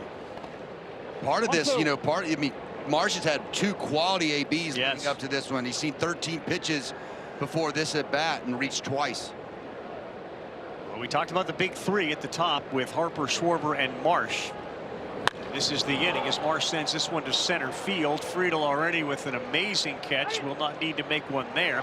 Harper will tag, head to third. He'll get there easily. So it's first and third with 1 out. Yeah, Burns is grinding through this game quite a bit, obviously with the lack of command, but also the lack of strikeout. I mean, if there's one, you know, result that really defines Chase Burns, it is the strikeout, and he's only been able to convert 2 of those to date. So a little bit of a different outing for him today. But again, sitting there still with just 2 runs scored, and he has started 15, now 16 games in which he allowed 2 runs or less. Stott twice has flown out to center field. Friedel is deep against him. That's a strike. Well, he's just got to empty the tank here and try to find a way to get these last 2 outs. I wouldn't worry about the runner on third. I wouldn't try to pitch that style. You know, he's at 98 pitches right now. He's almost to the end of his leash. Just attack. Well, he threw a slider, and he is ahead 0-2. Brock Burke is warming in the Reds' pen. The Reds' bullpen has been a huge problem. They've had some injuries down there, which changed really the feel of it. You see Rhett Mauter, 25, on the left. Another Wake Forest guy like Burns, like Nick Kurtz. It's the put-away pitch that you mentioned, Otto. It just hasn't been there tonight for Burns.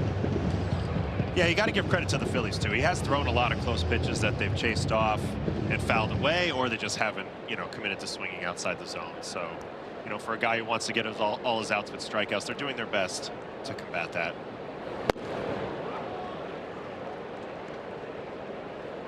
And you can see he's getting a little frustrated too.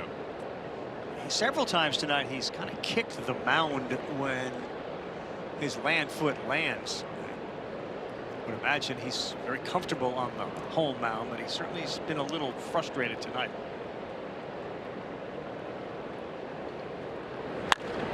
And Stott, this one is to left. It's going to send Blade back deep enough that Harper will tag, and he will come in and score easily for the 3rd run of the game for the Phillies. So Stott, 2 strikes, gets the job done by getting the sacrifice fly and the RBI, his 41st.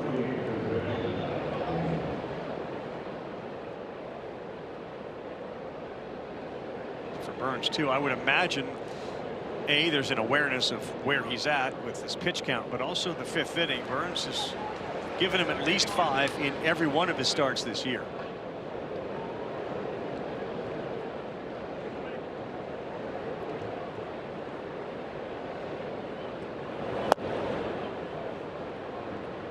miss with the fastball has consistently been up and out. Yeah, just a little jumpy. It looks like, you know, one of those, you're getting off that backside. To me, Otto, you're the pitching guy, but just watching, you feel like that arm's dragging just a hair, just not underneath him on that backside on the heater. Good adjustment. Maybe you heard me. He's trying to empty the tank right now. I mean, it hasn't been pretty tonight, but if he gets one more out here, he'll certainly take it. No doubt. And it's hot. It is humid and hot here. Boom, center field, Friedel right there. Rossi gets the job done. He's made Schwarber the best teammate ever, and he fixed Chase Burns 300 feet away. Pair your GLP-1s with a person. Doug and Zubin here in the studio. Philly fans certainly keeping their eyes on what the Braves are doing. Bart, 2-0, make it 3-0. Well, Joey Bart's got a little bit more opportunity. The young rookie from last year, Drake Baldwin, Rookie of the Year, a little bit of struggle, so Bart is opening the door. Braves, Phils, 2 games separating them. Carl. All right, Zubin, thank you. Dougie, good to hear you as well. 7-3 back here, bottom 5. As Burns may have thrown his last pitch, frustrated coming off the field after the walks. That allowed that run to come in. To Chopper, to Stott. He's up with it. Long throw. Harper, no, he did not hold the bag. He looks into his dugout and says, hang on a second. I tried to. Mattingly is getting word from his replay review coordinator. They are going to take a look at it.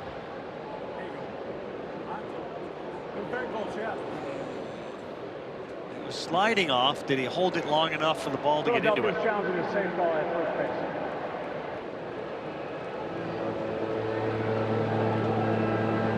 Yeah, it's a tough one. I don't know. These are definitely the ones where you feel like they come off. And when you watch replay, they stay on longer than it looks in real time. But as I'm watching this replay, it does look like he may have come. Yeah, he's coming off right there, it looks like. Yeah, I got this one standing, guys. Yeah. It's just too hard to tell.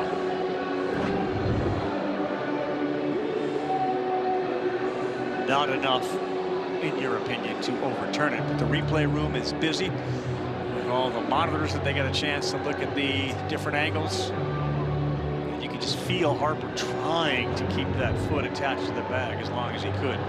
Yeah, it's not having to kind of go to his backhand there, wait on that last hop that was really, as you see him, just maybe off the bag.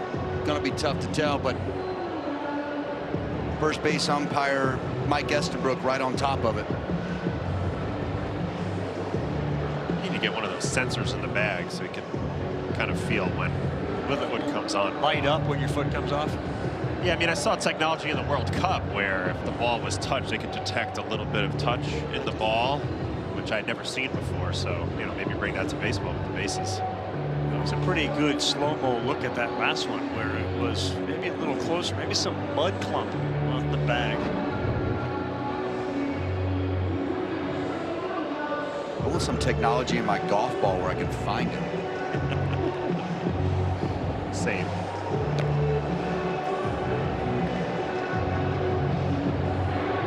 After review, the call stands. The runner is safe. Philadelphia will lose their chance.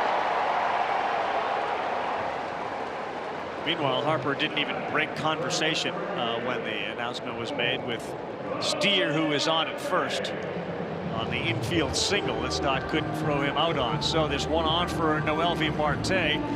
Marte started the party last inning with his homer, the first of 4 in the inning. Max Lazar, the third pitcher the Phillies are using tonight. Oh, he missed down. I do feel like when you're looking at this Reds offense and some of the young guys that they have and wondering what they can become, you know, if you're just scouting Noelvi Marte from a tool standpoint, he's got all the ability in the world. So he'd be somebody that if he could get his approach in line and get himself going, you could see some big things coming. When you look at tools, what do you look at? I mean, he's got a speed power combo, he can play multiple positions, he has the ability to use the whole field with a little bit more authority than the average guy. So, you know, we've seen already what 2 guys can do going the other way, and De La Cruz and Stewart. No reason Marte can't be one of those guys. Buster, the Phillies historically this season have not been good defensively at all. Turner has certainly been a guy under the microscope when it comes to that. You know, that was a play maybe that many teams would end up turning into an out. They ruled it an infield single. We talked about right-handed hitters. Are they worried at all? A lot of folks focus on defensive runs saved and outs above average, etc. I know that Mattingly, I think, believes that the team is better with Stott at second base. That yes, the advanced metrics this year indicate that he's gone backwards, but I think the Phillies feel differently about that. They like Stott at second. They think he's a stabilizing force. I do think that the Phillies are going to be aggressive before the deadline. Let's face it, outfield, the corner outfield at times has been a rough spot for them in recent years. They will go out and get a right-handing hitting outfielder at some point. Right, and they did do that with Adolis Garcia. And he was terrific defensively. Yeah. Like, they were excited about that. I think they felt like no matter what he did offensively, he was going to help the team. But now he's not on the field, and that's a hole they're going to have to fill. Jose Trevino is 0 for 2 tonight. He's coming off back-to-back 3-hit games. Oh, he looks at one just down.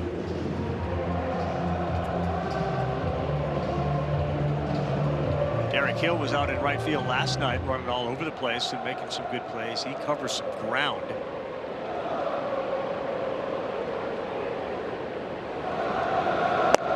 Carl, to your point, I mean, the overriding question that came into baseball this year is who can unseat the Dodgers' preeminence.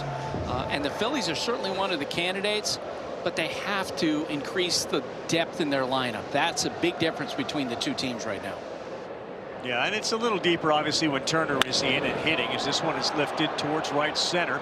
Looks like the ballpark will hold it. Watch out, it's caught out there by the center fielder, Crawford, and he quickly fires it back in. I'm out. Well, the way the Braves started, too, fellas, it looked like they were going to run away in the National League East, and they've come back a little bit, and the Phillies have obviously played a lot better. Is there a team that you think can challenge the Dodgers? I mean, I was on Buster's podcast this morning, and I think it's two of these teams here, the Phillies and the Braves. I mean, they're really talented. There's some depth. There's some star power. Like you said, the Braves have kind of come back to the pack a little bit, and it feels like the Phillies have got some momentum, and they still haven't. You know, both teams are going to make some moves at the trade deadline, but that'd probably be the two that I would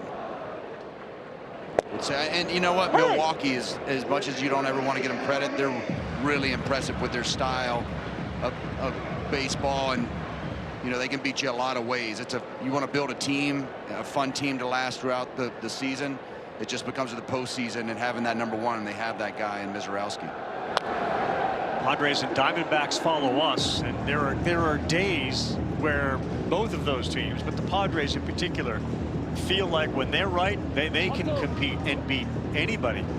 They hadn't hit all year. You know, it's been, their offense has been sparse, to say the least. And they've got real power, star power on that team. Sorry, Otto.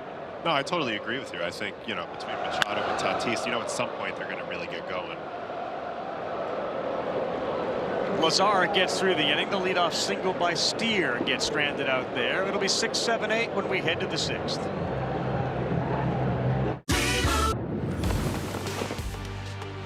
Welcome back to ESPN's Baseball. It is presented by Liberty Mutual Insurance. The Great American Ballpark tonight, playing a little small with all the home runs we've seen. Now you get a chance to see all the homers if you want to. Sign up for MLB.tv for the remainder of the 2026 season, $47.99. That is a 50% discount through July 12th. Blackout other restrictions apply. Sign up for MLB.tv, 50% off. $47.99. The lefty Brock Burke now on the mound. An ERA of 2.98, and this will challenge the Reds the rest of the way against a decent offense here in Philadelphia. Can they hang on to a 4-run lead as we enter the 6th?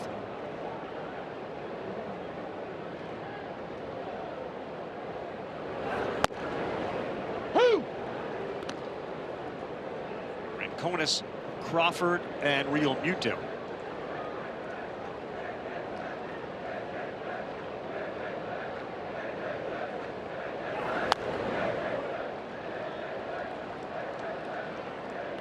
Man, Brock Burke already had 44 appearances this year. He's earning his paycheck this season in the first half.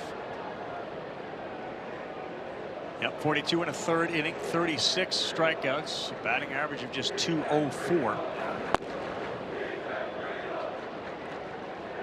1-2. Miss percentage of about 27%. Chase rate similar. Fastball, slider, changeup, and a sinker as well that he'll mix in, although much less with the two-seamer. 1-2 other way, and this should be an easy one for Bleday. Mike Petriello's rejoining us here. We got a bunch of home runs hit tonight. Sal Stewart's got 2 of them, and they both went to nearly the same spot. He is an Oppo Taco machine. He also had a walk to lead off his night.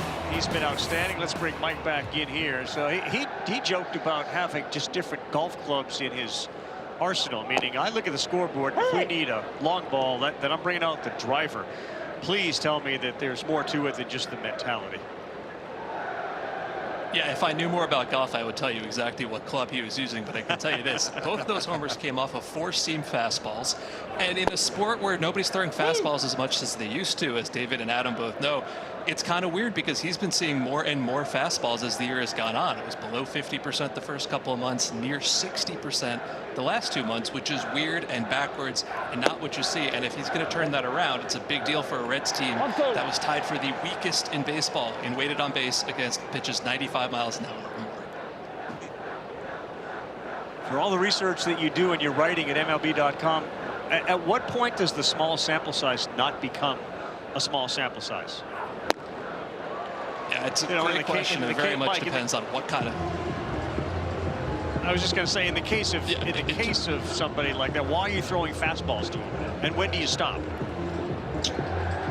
Yeah, I mean, that's my favorite part about baseball, I think, is the cat and mouse game, right? Like, we see these changes every couple months, every couple weeks. Like, for example, the Cubs earlier in this year, they saw a historic amount of breaking balls, and they started hitting breaking balls. They stopped seeing as many breaking balls. So with all the data we have, there must be something in the swing path, the bat speed, the scouting report that says we think the fastball is the right kind of pitch to beat him. Sometimes it's swing shape, right? If it's an uppercut swing, if it's the kind of flat fastball. So all these things can happen until he proves that it can't happen anymore. And I think hitting 2 dingers off of 4-seamers tonight is a pretty good way to do that. Well, you're exactly right, Mike. The one thing I remember from scouting reports catching is just what guys were hitting at what time. We went into Anaheim and Mike Trout was hammering off speed, so we threw him a ton of 4-seam fastballs, and by the time he came to us. Real Muto gets into one left field, and the ballpark will not hold it. JT Real Muto hits one out. His 7th, and with 2 down, he delivers and makes it now a 3-run ball game. Ballpark's living up to its reputation tonight. We have multiple home runs under 100 miles an hour to left field tonight. You know, Mike, we used to joke on Baseball Tonight when they'd come here and hit balls like this, especially on a night like this, that this was the Great American Small Park. He just throws his hands at the this numbers thing, up in the zone, big lick it. Boom. Sorry, Mike, go ahead.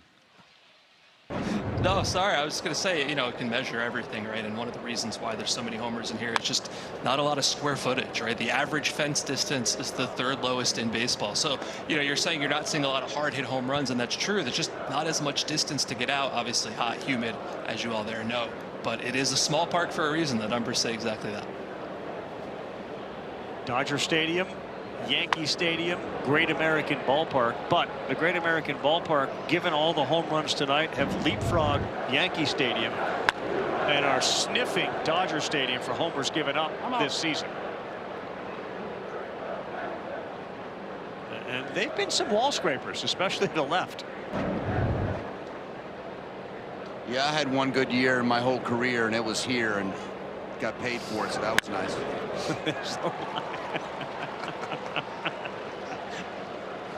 One out of 15. Come on.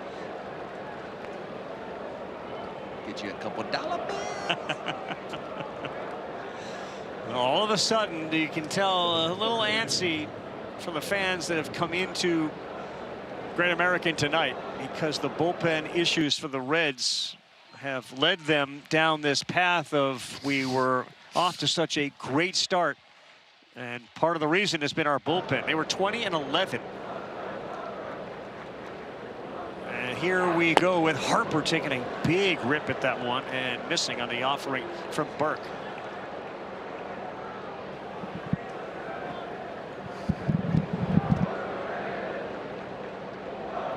It's the second home run that Burke has allowed this year. Ball. Well, the mentality from an offense, especially here, is especially on a night like this, like the scoreboard doesn't matter. You played in Colorado where the scoreboard didn't really matter. You're totally right, and the game's just not over. I mean, I'm sure they would have loved to get another inning out of Chase Burns. It wasn't in the card tonight, so now they got to find a way to get 12 outs out of their bullpen.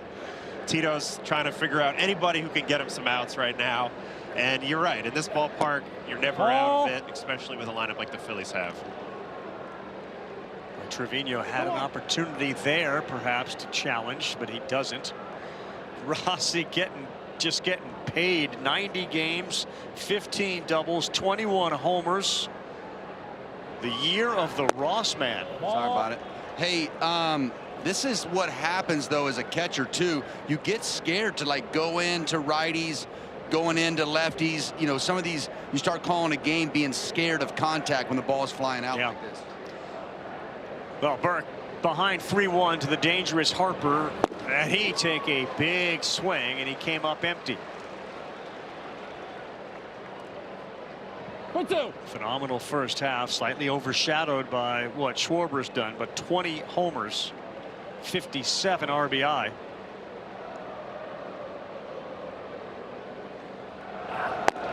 Ball 4. Here we go. Outside, that's going to be a walk. They'll appeal the swing. It didn't happen. And all of a sudden, the tying run in the form of Schwarber comes to the plate. Harper looks back, gives Schwarber a little information on what he just saw from Burke. Well, this Reds bullpen, we know about their walk issues. This is one of those situations where you absolutely wanted to go right at Harper with Schwarber on deck, tying run. Take your chances with Harper in that situation.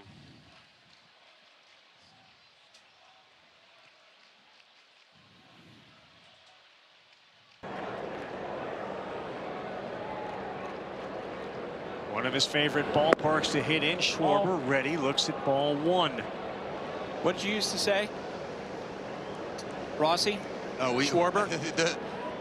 The Cubbies used to say Schwarber never leaves Cincinnati without a homer. He got one last night. Wrigley Nationals Park, his home parks, and then the Great American Ballpark. His home state of Ohio. You know, sometimes you think stacking the lineup with 3 lefties as a manager is tough, but we always used to say, you know, there's platoon lefties and then there's everyday lefties, and these are guys, it doesn't matter what side of the mound you're on. These guys are dangerous no matter what arm pitcher's on the mound. Come up. I thought it was interesting today when we were talking to Don Mattingly. He talked about how good Schwarber is within the game. The cat and mouse, the chess match with the opposing pitcher, what he looks to swing at going into a plate appearance, and what he likes to take away from the pitcher. That was what I, you know, stood out to me that Donnie Baseball said. 2-1 to Schwarber. Big swing, and he came up empty to go 2 balls, 2 strikes. He described him as a game planner, meaning he sort of studies each one of his plate appearances, what the pitcher is offering. He said, I'm shocked that he ever swings and misses, given how compact his swing is. Big spot in this game in the 6th. 2-2, and he got Kyle Schwarber to chase a slider. Brock Burke strands 2, gives up 1, and it is 7-4. But a big strikeout to one of the best hitters in the game in Schwarber. Said if you're gonna, you know, I try to have as many clubs in my golf bag. I say it all the time. You know, I have my long drive, maybe where the game we're up 4 or 5, maybe I can go take my shot. I got my pitching wedge, maybe where I just got to hit a sac fly and get the run in. I got my 7-iron where maybe I'm looking to just hit a low line drive to the gap.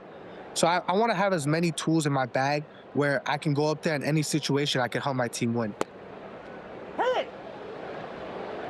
Yeah, on the Baseball Tonight podcast with Buster Olney, Sal was talking about having the old weapons in the bag. He likes to hit that low, boring 7-iron, Rossi, not like yours that kind of floats in. That's nothing boring about a low 7-iron when you can hit like he can. It's in. I didn't mean boring in the sense of like it's not exciting. I meant like it goes through the wind. Yeah. Adam, help him out with that. There's multiple definitions to that word, sir. Jose Alvarado has entered the ball game, and he threw one there that got by Real Muto. It's Sal's firework display. Well, this is what I would love to see when we were talking about swing path and pitch selection. Like, are the ones to right the fastballs and the pull off speed? Because that's the sign of a really good hitter. I'm gonna pull the off speed, hit it to dead center, and then if I get beat and I have that path, right field is the miss and for homers. So very impressive home run chart right there. It's to all fields, it's real power. You see why everybody's excited about this young player. That's very Buster Posey-like, correct, Rossi? That's what I always heard about Buster Posey. Great on pulling, breaking stuff, hitting hard stuff to right field. Sure. Yeah, he and Frank Robinson the first 91 games. Alvarado's first batter was Friedel, and he ends up walking him to start the 6th. Now you go back to the top of the order in the home run hitters. I have it definitely up. Well, the old adage, it's very simple. Walks will kill you, and that has certainly been the case tonight. It ended Burns' night early. And now Alvarado finds himself in a jam as he gets De La Cruz and then Stewart. Strike one. Look for Ellie to try to stay to right field against Alvarado. He's got great velocity. There's a massive hole on the second base side, on the first base side of second base right now. So look for him to stay to right field here. Watch it. You can see that out of his hand. Let's bring Mike Petriello back in here, Mike, as Ellie De La Cruz in a 7-4 game looks at a 1-1 count. Terry Francona talked about the work he did in spring training. What can you tell us about his evolution as a right-handed hitter? Yeah, I really liked that story because it kind of tells you where the improvement comes from. As you can see the numbers here, the OPS has massively jumped to over 1,000. And what you really want to know is that fluky or is there something behind it, right? We're halfway into the season. We're talking about half the plate appearances. Could it be good luck? Could it be bad luck? And when you see the hard hit rate basically double, like you're seeing there, that tells you there's something real happening here. That's incredible to see because that is not a fluke. You cannot fake your way to a 62% hard hit rate. Cruz shaking off what appeared to be a bit of a twinge to his right arm. 1-2. Takes inside.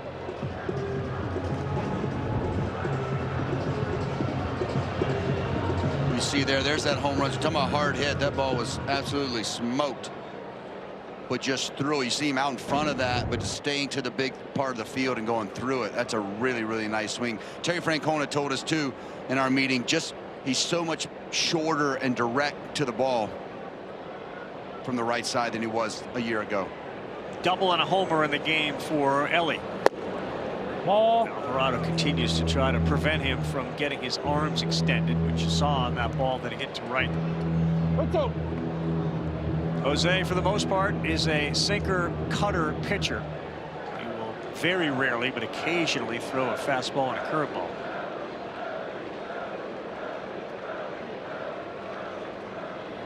That's another one. He comes inside, and Alvarado with a bad start to the 6th as he has walked 2.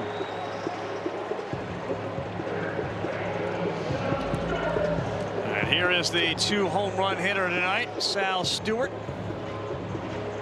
Green light special for him, right? We are leaving all the clubs underneath Driver and 3-wood in the bag for this plate appearance. Well, that was a big Justin Turner kind of comment that Sal said earlier. Justin Turner used to talk a lot about, you know, clubs in your bag and what does the situation call for. And Sal, obviously, being around baseball and in the big leagues for a short time now, but really well burst beyond his years and thinking a lot like some veteran players in the way he approaches hitting. So I guess, Adam, the question is, can you pitch to that?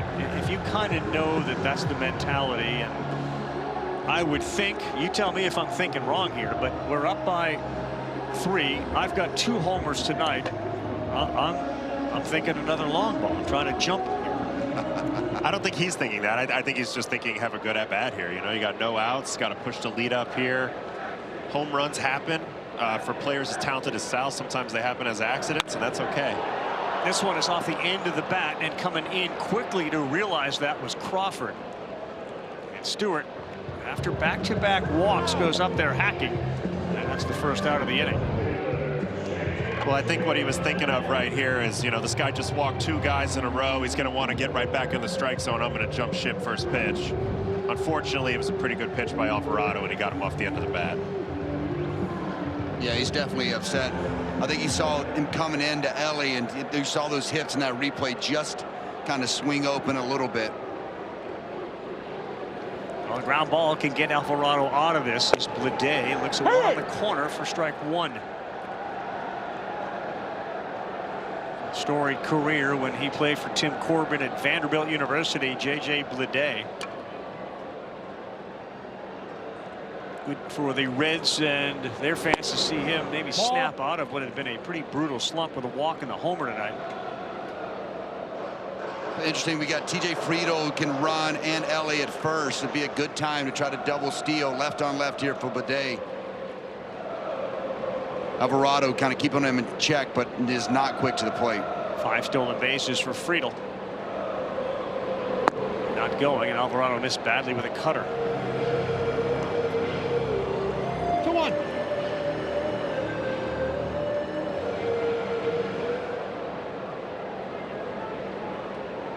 Five home runs in the game for the Reds tonight, including 4 in the 4th inning. That's up the middle. That's going to get through. Friedel will touch. He will come home. De La Cruz goes to 3rd. And a big hit for J.J. Blade, his 2nd of the night. And it's 8-4.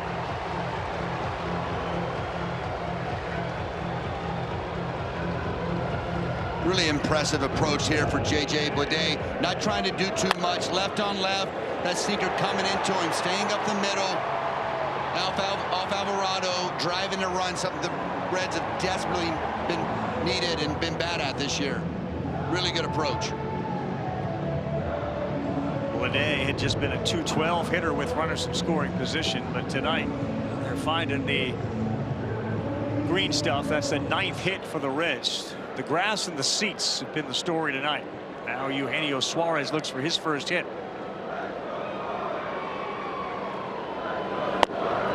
Ball.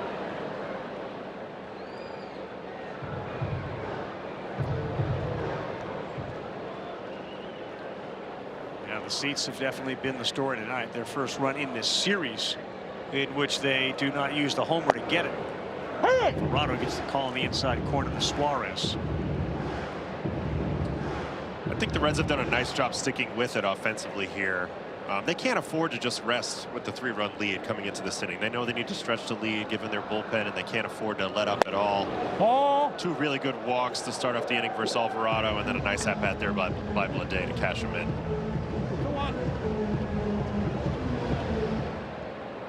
There's Terry Francona, who knows that this season they had high hopes, obviously.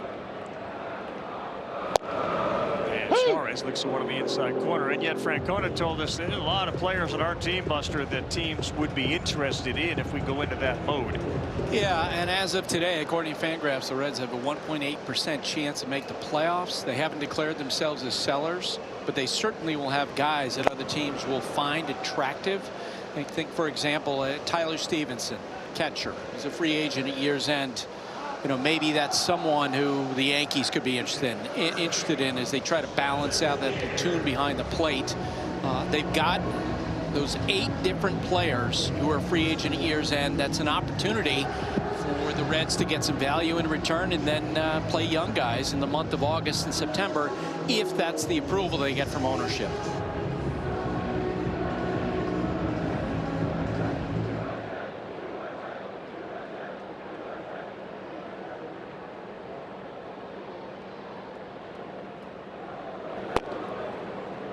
inside to Steer. You know, Suarez wants that ball back and foul off. JT Realmuto holding on to it, but runner at third, less than 2 outs. Like you said, Otto, with that bullpen and its struggles, you're trying to get every tack-on run you possibly can late in the game. Caleb Ferguson starts to warm in the Reds pen. Sonny Gray, of course, pitched here for the Reds in 2021. That's another name, Buster, you hear a lot. No question. Now he has a no trade clause, and he's going to be able to control where he lands. I remember talking to friends of his when he was a free agent a couple of years ago, and they said that, you know, Tennessee native, boy, he would love to pitch for the Atlanta Braves, but they're not an organization that gives a no trade clause. That's not going to matter in this case. If the Red Sox fall out of it and decide they're going to trade, man, Sonny Gray would be attractive to the Phillies, maybe the Atlanta Braves. I think that's the perfect fit for him. The Red Sox also could really inject the pitching market. Aroldis Chapman, Garrett Whitlock could be a great fit for the Phillies. Right. But they seemingly have reinserted themselves into playoff contention. That one sails high. That's ball 4 on the move.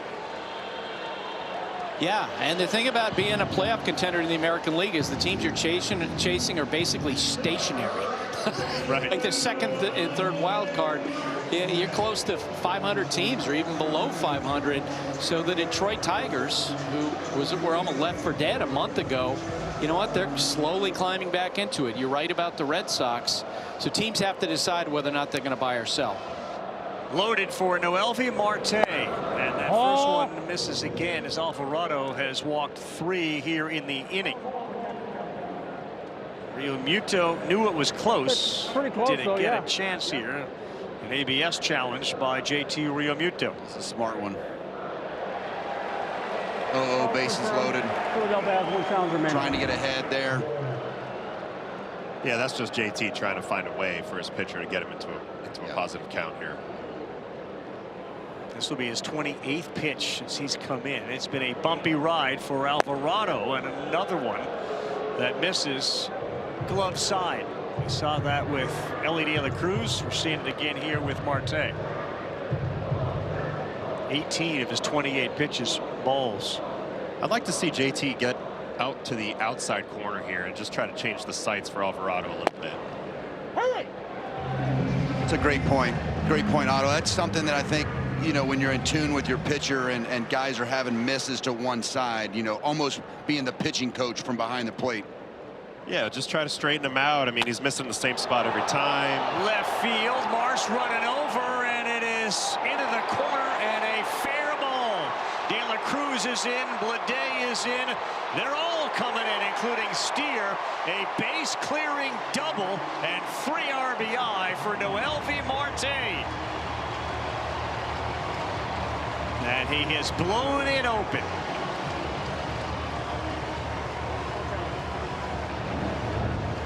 Well, Otto, you talked about it. You got to make the guys earn it, and he's exactly what he did. Set up middle there. Marte keeping this ball fair, ball coming into him. Does a good job of keeping that ball just inside the foul line down the left field line, and drives in 3 insurance runs for the Cincinnati Reds. Yeah, it can be frustrating as a pitcher. I mean, look, that ball's only about a foot off the foul line, but at the end of the day, that's not what you're really going to lose sleep over. You're going to lose sleep over the walks. That helps set up that situation. All 3 walks came in to score. 4 RBI in the game for Noelvi Marte. It's been an incredibly encouraging night for the Cincinnati Reds offensively. With the 5 homers, they've got 8 extra base hits. They've been patient enough to take their walks, and they put an 11 spot up here into the bottom of the 6th.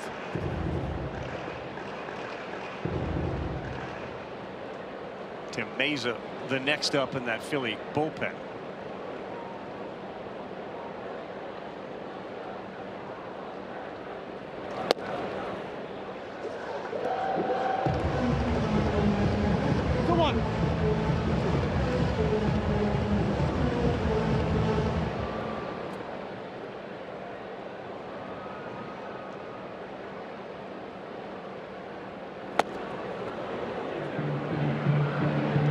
At one point in his career, Alvarado was an automatic, you know, get guys out overpowering stuff. Yeah, I mean, you see the stuff. I mean, 98 to 100 with movement. The cutter's 94.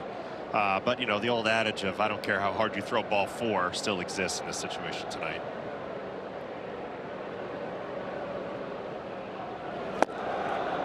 Big chase there, but a frustrating inning for Alvarado and the Phils, and a phenomenal inning for the Reds. Another crooked number. They scored 9 total runs their last 4. They got 11 tonight.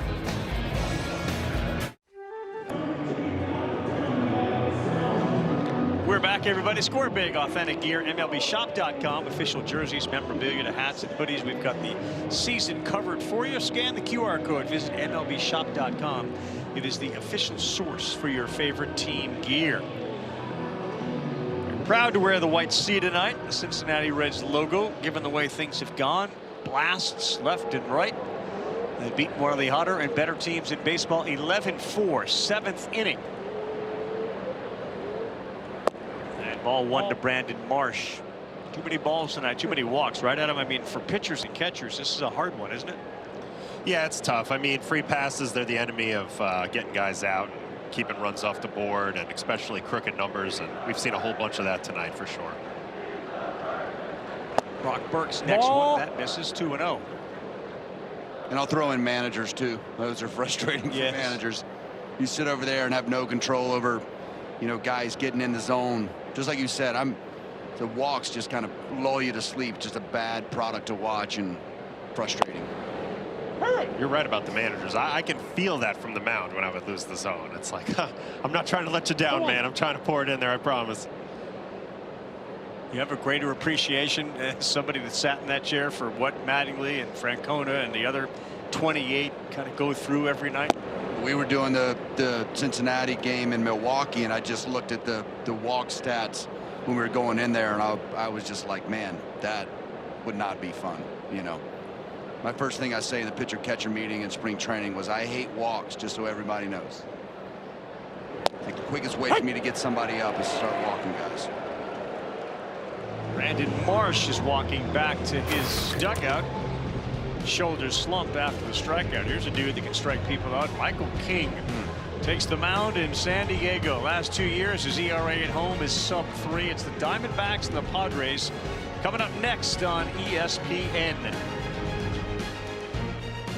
Michael King's dad and I worked together in Binghamton, New York. He was the news anchor and I was the sports anchor at a local TV station. So I've known Mike since Michelle gave birth to him.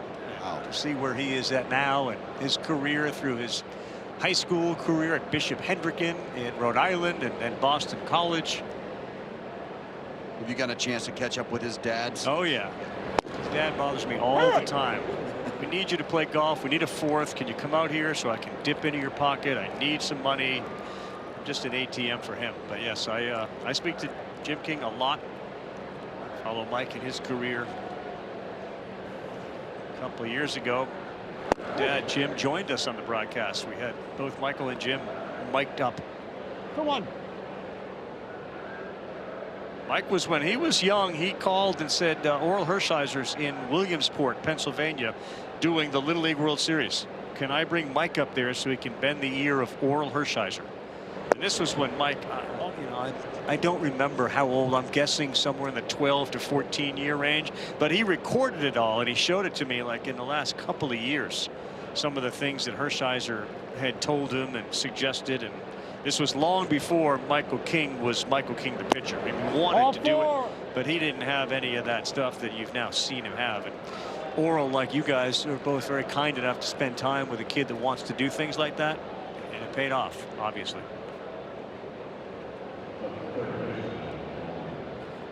Well, I was going to say I taught Mike everything he knows, but apparently Oral got to him first, so credit to old Mr. Hershiser. Well, a walk there from Burke to Stott brings up Alec Boehm.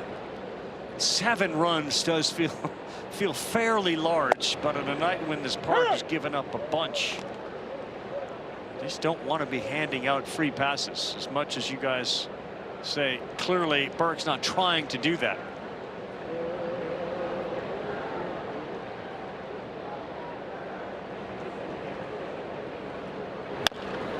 Now a chance here for a double play. Stewart, Arroyo, and they will turn it. That's exactly what Brockburn needed. And it is the pitcher's after a walk's best friend. Double play from Bohm goes 5-4-3. A nice hop for Sal Stewart, who does it both. Hits homers and plays D.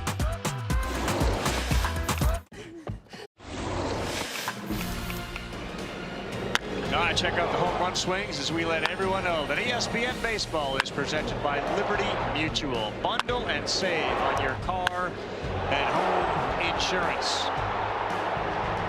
5 homers, 4 different guys. Sal Stewart yard twice, now 19 on the season.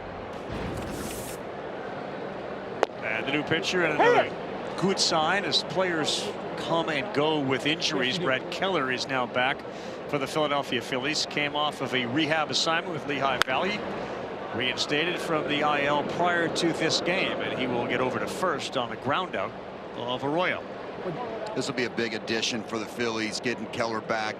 So it would be around him a little bit during the WBC. He's got real electric stuff, and extending that bullpen on the back end. He'll be a big addition if he comes back and is the guy that they signed. So the WBC, you hear from hitters that leave the game and they say, well, why am I going to stay around? I'm at the end, and everybody that comes out of the bullpen throws 98. You actually were part of a WBC team in which everybody did actually throw 98. Oh, all of them did. And Otto was a part of 3 WBCs, correct? Yep. 2 Team USA and 1 Italy? 2 Italy, 1 USA. Okay. Yeah. Yeah, but you get in that environment, and obviously it's the best in the world all coming to one space, but it's immediate playoff atmosphere. It's one of the best things I've ever been a part of. And all those guys, I mean, we had Miller and Keller, I mean, everybody down there. Mason. Just cheese.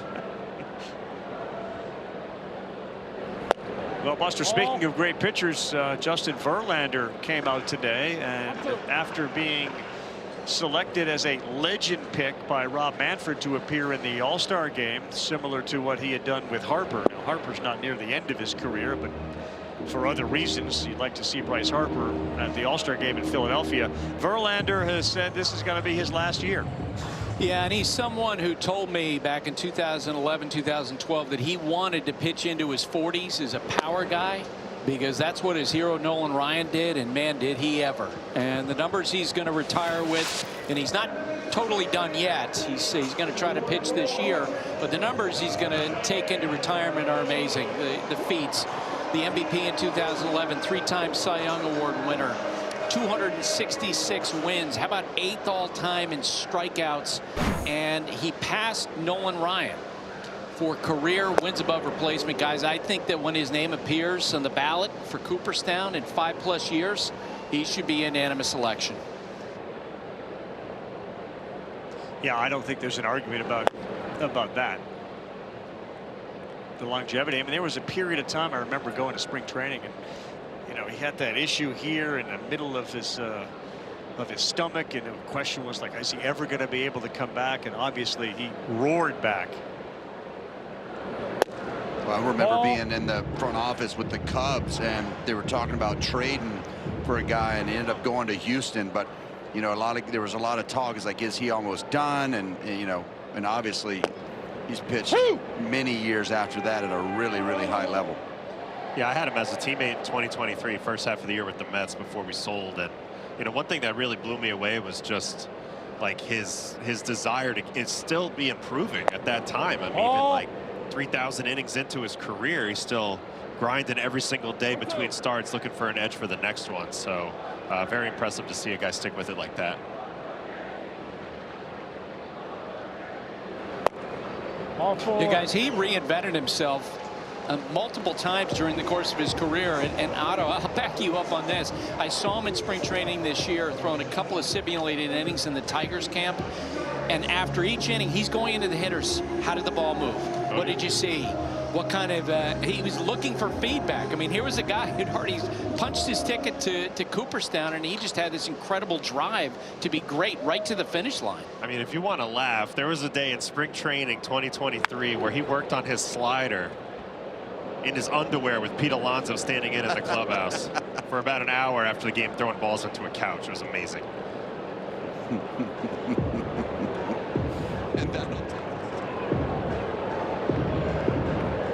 Bubble your. All right, live coverage of the championships Wimbledon tomorrow 7 a.m. on ESPN with breakfast at Wimbledon to get you ready for the matches. And then at 8 a.m. ladies semis, Coco Gauff will be on the court, Karolina Muchova, and then Marta Kostyuk against Linda Noskova in the other semifinal. As Wimbledon's coverage starts to wind down. Brett Lauder is now on the mound for the Cincinnati Reds, taken 7th overall by them in 2023. And the first pitch is fouled off. Had one of the more memorable college World Series games. He squared up against Paul Skeens, and he was ridiculously good. Bumpy start to the season, but I'm sure a lot of people at home who are watching just kind of want to revisit the story going to break. So let's get back to how Verlander was throwing, what you say, sliders into a couch. And Alonso decided to stand there. Who was in the underwear? Yeah, so it was a spring training day, Port St. Lucie 2023. Verlander had pitched that day and wasn't satisfied with his slider, so he decided to get a little bit of extra work in the clubhouse on his own after the game. He's in there literally throwing sliders into the couch cushions. Okay. Pete Alonso comes out of the shower in his towel, says, "Oh, do you need me to stand in?" JV says, "Oh, yes, by all means." And they proceeded to work on his slider, the appearance of it, for about the next hour. So balls were flying sometimes around the couch cushions into lockers. Guys were scattering, but pretty amazing to watch. But Pete just stood in there. Just stood in there and said, "Oh, no, I see that out of your hand. I see the spin. Oh, I don't see the spin." They went back and forth for a while, guys. What a team! What a teammate! Yeah. That is great. God, I love locker rooms.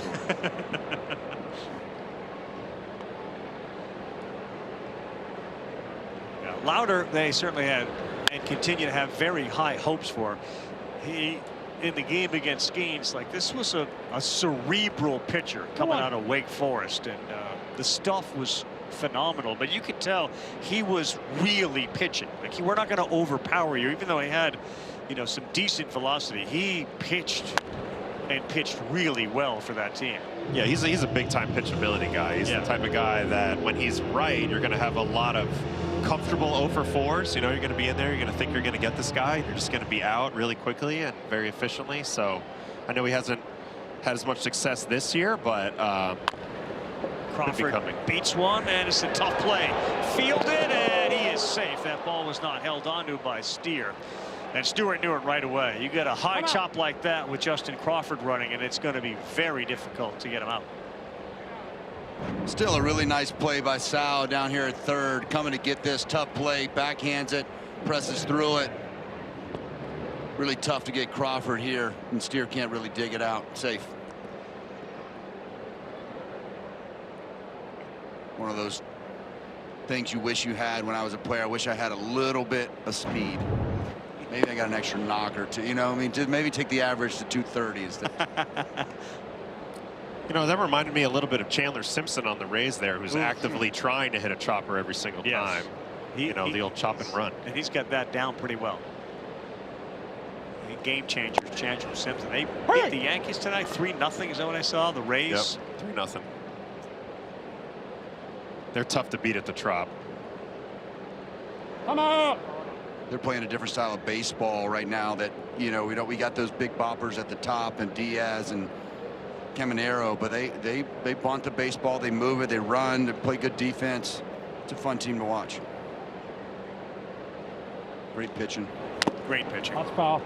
Fouled at the plate by William Muto. Again, it's always that question, then, if it works for the Rays, then why don't other teams do it? They have the personnel that works with a style like that. But it is ironic how often the comment about a baseball team that does things a little different is followed by what you just said. Fun team to watch. Yeah, I mean, I love that. I came up in the National League. Most of my career was in the National League. It just is. It's what how I'm wired a little bit personally. I got the Rays as being a sneaky aggressive team at the trade deadline. They're the best team in the American League so far. They've got some terrific pitching, as you mentioned, but they also have some starting pitchers with some innings issues, perhaps. So they could use an aircraft carrier. Like, they could use legitimate ace. We know Eric Neander, head of baseball operations. He can make a big trade. They have new ownership. A lot of reasons to think they'll be aggressive. Now, what you're saying sort of screams Scooble if the that's what I was screaming without mentioning his name. Yeah. And the question, of course, is with the Tigers. I mean, you know, 2 weeks ago, their playoff chances were around 13%. They're now up to 27%. They've been on a bit of a roll. And, Carl, you mentioned before how mediocre the American League is. They can get back in this thing, perhaps.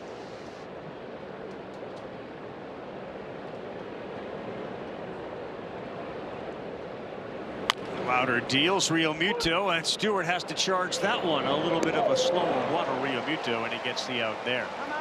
Now let's bring our buddy Mike Petriello back in here. We've talked a little bit about the deficiencies and where the Phillies would be looking for a right-handed hitter, preferably an outfielder if they can find one, having addressed it with Garcia, who's hurt. How big a need is that, Mike, for them? Possibly bigger than you might think. Would you believe? So we have reliable handedness split data going back to 1974. Phillies right-handed hitters, their on-base percentage of 71 is the tied lowest of any team in that entire time, going back to 1974. And it's a real issue because you can't find a right-handed hitter on the trade market. Maybe Elliot Ramos, as Buster said before, but a lot of teams are going to be looking for guys like this. And I don't know how you solve a problem that's this rough when, again, it is tied for the worst performance of any team since back in '74. I think we might have a little catcher's interference here.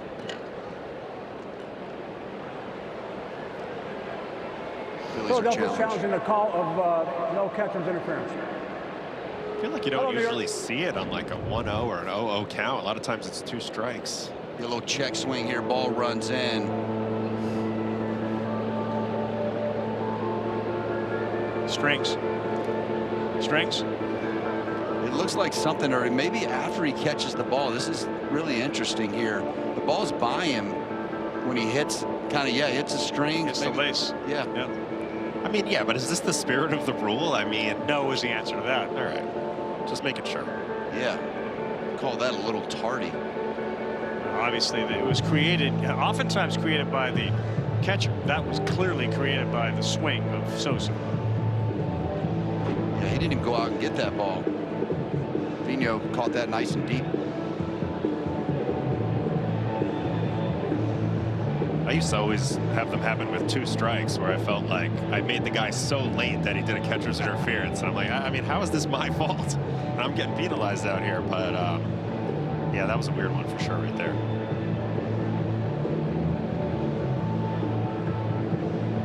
Did you ever get nailed really hard?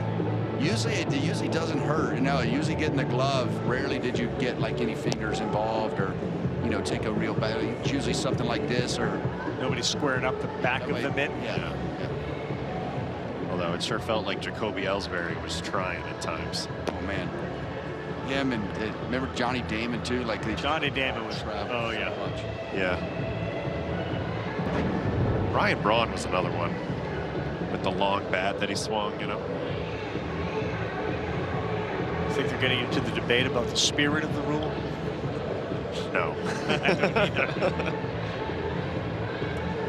When you first started catching, did you reach out a lot to catch the ball? I mean, did you have to kind of train yourself? I came up a lot different than these guys. Now they manipulate the ball a lot and really dominate. They try to dominate the baseball out in front. I was a guy that liked to funnel the ball, which means like bringing it back into me a lot. So I was taught like the old Brave style, you know, Eddie Perez, some of those guys that would, Charlie O'Brien, and just try to catch it as close to me as I possibly could.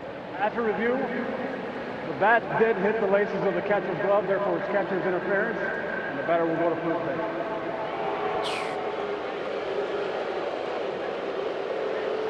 That was a very odd situation there because it was a ball. It wasn't. I don't even think. Did he go fully around? Was it a swing? I don't think it's even a swing. I got guys up here just shaking their heads like. Didn't impede the hitter's ability to hit the ball. I don't know what I just saw. Yeah, if he took a full hack, he couldn't have hit it. So. Something to address as they continue to update rules and changes, new rules. This one is into the triangle out there. Friedel, though, is now under it, and he's there to make the play. Those are about 48 seconds. We're never going to get back. It's 11-4.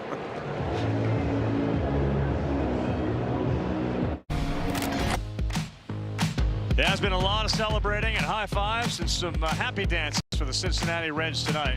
They blasted off against the Philadelphia Phillies, who knew that they were in a little bit of a challenging position with Alan Ronhell starting a night after Zach Wheeler and company struck out 18 Reds. Tonight, different story. 5 home runs have been a very big part of it. 11 for the lead, bottom 8 coming up here. Back with Rossi and Adam Ottavino, Buster Olney, Mike Petriello. Cincinnati Reds, as Buster said, Fangraphs got a 1.7% chance in the playoffs. Last year, of course, just a massive playoff charge in September.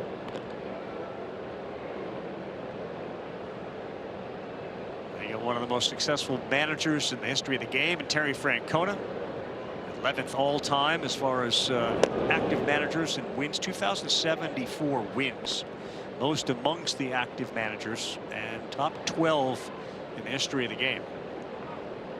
Funny guy, man. He tells you some stories. He is not afraid to let it rip when you're in there. He's such a player's manager. Got to play for him in Boston in 08. Went all the way to the championship series against Tampa Bay, but he simplifies the game for you as a player for sure. How about that story about Tony Perez when he was the first base coach? Rossi, you were talking about wanting a little extra speed. Francona runs through first base, and Tony Perez looks over at him and holds his nose like, you stink.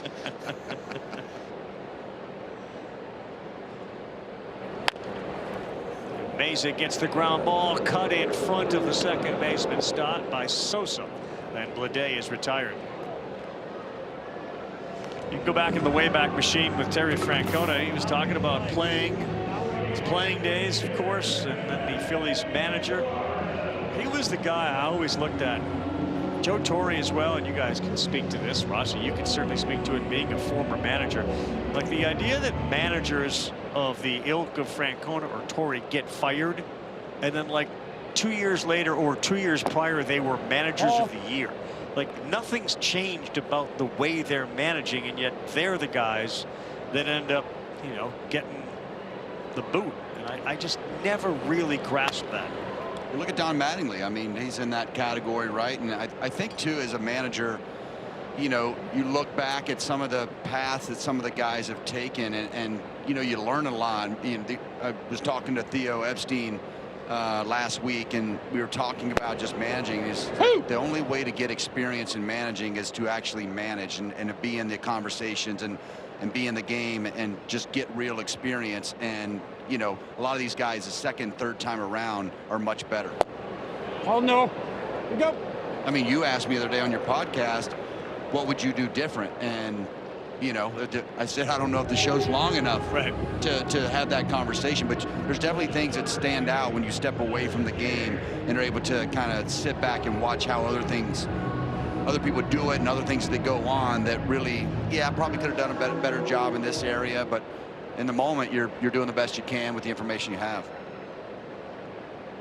And there are certain guys who you just know. I guess Aaron Boone is a good example of it. Certainly Alex Cora became that guy. Come on. The comfort level that you have in your own skin in that role as you make decisions and you get crucified and you learn, all right, I'll have those scars, but I can live with those scars and manage with those scars.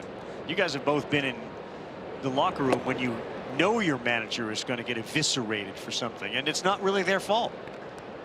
No, most of the time it's not. I mean, he's not out there playing. He's not making any pitches, swinging the bat, driving in any runs. So, you know, at the end of the day, every manager wants to put his team in the best position to succeed, and sometimes the team just doesn't cooperate. And part of that is just like, you know, as the manager, that's just part of the job. You're supposed to take the heat, keep it off the players. You know, I've never been around guys like, oh, this manager won us the World Series. You know, like the guys do it, and the manager takes the blame, keep the heat off of them, and all the distractions, try to keep them out of your clubhouse. But I will say, and maybe Buster can add to it, I do know when Terry Francona was hired, you immediately thought like the win total is going to go up. Like he does have that, somehow he's got that impact on a team. He'll make them have success. Bochy was like that. Dusty Baker became like that. That ball is laced, and so far tonight that ball has left the yard. That one goes right off the top of the wall, and Steer will slide into second. Man, did that just miss, being another home run to right field off the bat of a Red.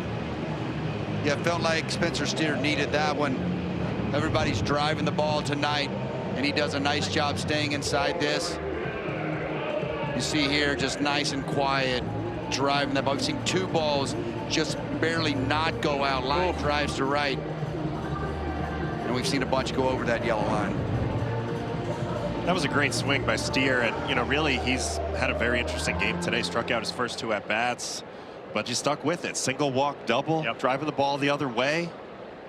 This is going to be a game that he's going to feel really good about when his head hits the pillow tonight. Yeah, I think a lot of these guys are going to sleep well tonight. Noelvi is absolutely going to have some of the great dreams he's ever had. I mean, this dude's got the 3 RBI double. He's got the homer in the 4th inning.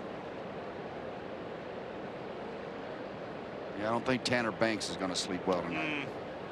Oh, I can guarantee he won't. I've been there. Yeah, there's always a couple of those guys. That's the thing about managing. I mean, going back to it, you know, there's always somebody that's going through the grind in the moment. You know, you've got 25, 26 guys you're trying to take care of, and somebody's always struggling. Diamondbacks and Padres underway. ESPN2 for those of you looking for that. It's a great point, Rossi. I mean, I've been on 100-win teams where there's somebody that's having no fun, you know, where they're struggling. So, you know, you have to be able to meet that person where they are and kind of help them get through that. 2-2. I think part of that we go back to talking about great teammates, and Schwarber does exactly what his coach said was, you know, he's worried about winning that day and who's going through it from a teammate perspective that he can put his arm around or say something positive to or lift up and try to help them, helping his teammates. And the more guys you have like that really carries through with such a long season that baseball is. Mesa delivers. That will be fouled, and he will stay alive at the plate in Marte. Boy, the self-deprecation is such an important trait. I've found covering a lot of managers, guys who will make fun of themselves, will highlight their own past failures. Joe Torre used to do that a lot when he was winning championships as manager of the Yankees. I think that's what I excelled at as a manager, is talking about how bad I was in so many situations. You know, you can relate to those guys that are going through it. You know, I couldn't relate to a lot of the success that the good players have, but I could definitely relate to the struggles.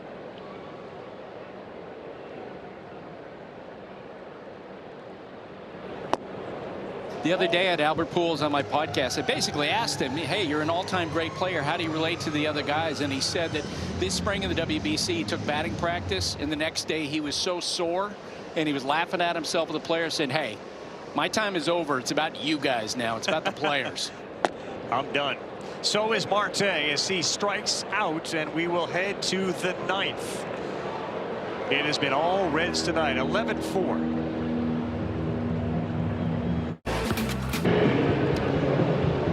Back at the ballpark, play ball, baseball's global youth initiative to highlight the fun and accessible ways to play our great game. You want to learn more, including how to find a league near you, scan the QR code, go playball.org, and follow @playball on X, Facebook, and Instagram.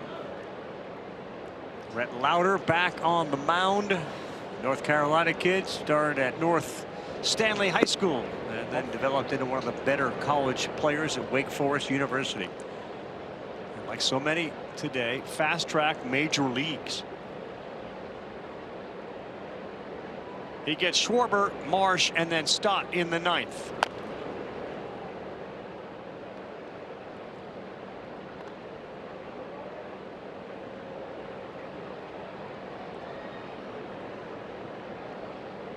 A whole bunch of first-timers in the All-Star game this year. It'll look a little different. The evolution of these players. the talent level. I mean, Bobby Witt feels like he's now been around for a long time, you know, and he's still so young. Hey!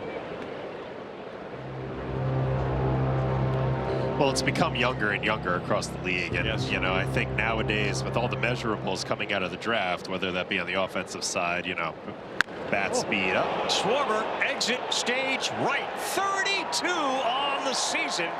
And a Schwarber bomb here late for the hometown hero. I mean, we said it, never leave Cincy without a homer. Or two. Or more. We've got another game in this series for sure. Schwarber there just felt like he's going to get his, and that's how you feel sometimes when you're watching him play. I mean, just elite power there. Just took the ball down the pitch before and sees this right in his happy zone. Such a compact swing. He's got such big time juice. 32 home runs for Kyle Schwarber. Ball. And he's closing in on Babe Ruth. He needed 18 to have the most home runs by anybody in the history of the game in the first 5 years with a team. He now has 218. McGuire had 220 with St. Louis, and Ruth 235 with the Yankees. I think he's going to get there. Man, I think he's going to get there. He started the year with 340 career homers, Carl. If he hits 60 this year, which is, you know, there's an outside chance, he'd finish the year with 400. We're talking. I mean, we were talking. Me and Anthony Rizzo. We had him on the podcast, and we were. I mean, like, it's not. He's not far off from in that 500 discussion. If you talk about, I think he needs to average 30-something, 31, 32 for the length of his contract. I mean, that's definitely doable if he's able to stay healthy. Dude, he's hit 32 before the All-Star break. I think we can stretch that over for 162 for a number of years. He gets paid a lot to hit, and he is hitting a lot. That's a liner. Oh, snare piece by Arroyo, and he gets the out of Marsh. Edwin Arroyo throwing some web gems at us. What a play by Arroyo. But let's take another look at this Kyle Schwarber home run. Look how quiet he is. We talked about plate recognition, strike recognition, just a compact swing straight down. Donnie Mattingly said maybe one of the shorter swings he's seen. It's so simple. So simple.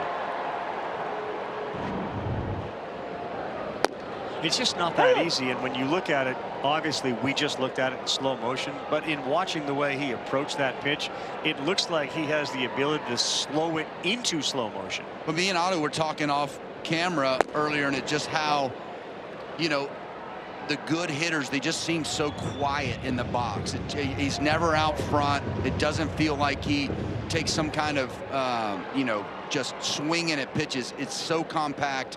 Nothing's wild and outside of the zone, or rarely, I should say. Yeah, when you have less movement like that and you stay quiet, you have a little bit more time to track the ball. You don't have to start your, you know, your big old hack too early. When the ball's on the way to the plate, you can make better swing decisions. And clearly he doesn't have to do much at all to get the ball out of any ballpark. Right.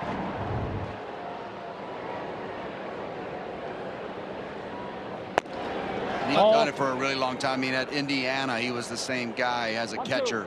Just, you know, hitting ball. I remember him coming to Tallahassee, my hometown, and just absolutely dominating Florida State in a regional. And everybody's like, where'd this guy come from? And next thing you know, he's a first rounder and doing what he's doing in the big leagues.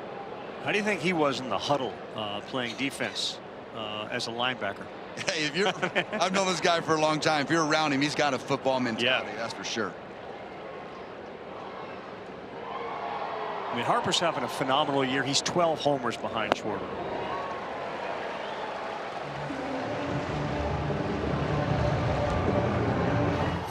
Boom! That's a winner. I didn't think you was a baseball fan, Blake. Come on, I love homers, and this little bad boy lets me pick one for free every day of the week. I can make a pick for Moonshot Monday, Tater Tuesday, Walk-Off Wednesdays, Thumper Thursdays, Four-Bagger Fridays. We get to the best part. Riz is at the end of that. Hey, how about that play by Arroyo? Do you think that Brandon Marsh is going to blame Mike Petriello for that? Jinxing the Babbitt gods? 103-mile-an-hour rocket piece.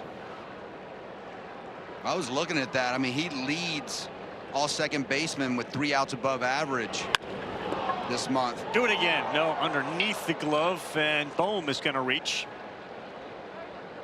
First hit of the night for Alec Bohm. The most at any position for Arroyo this month. He's played some phenomenal defense for Cincinnati.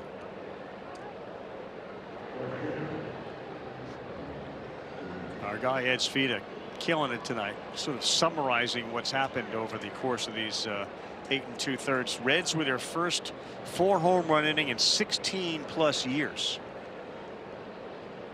Back-to-back-to-back homers that we saw in that inning. 9 pitches. Season high 9 extra base hits. A late ABS challenge. Empty the tank now. Yeah. Don't waste it. Calls overturned to ball. I love Alfonso Marquez. On that catcher interference, he almost seemed apologetic to the people that had to witness it. After review, the hitter did make contact with the laces. You can go to first base. Lauder will flip to first base, and the Cincinnati Reds will pick up the victory, knocking off the Philadelphia Phillies 11-5. They tie their season high with 5 homers, 5th time this year with double-digit runs. For our producer, Andy Jacobson, and our entire crew, I'm Carl Ravitch alongside David Ross and Adam Ottavino, saying thanks so much for watching. Baseball continues. Roxy Bernstein in San Diego.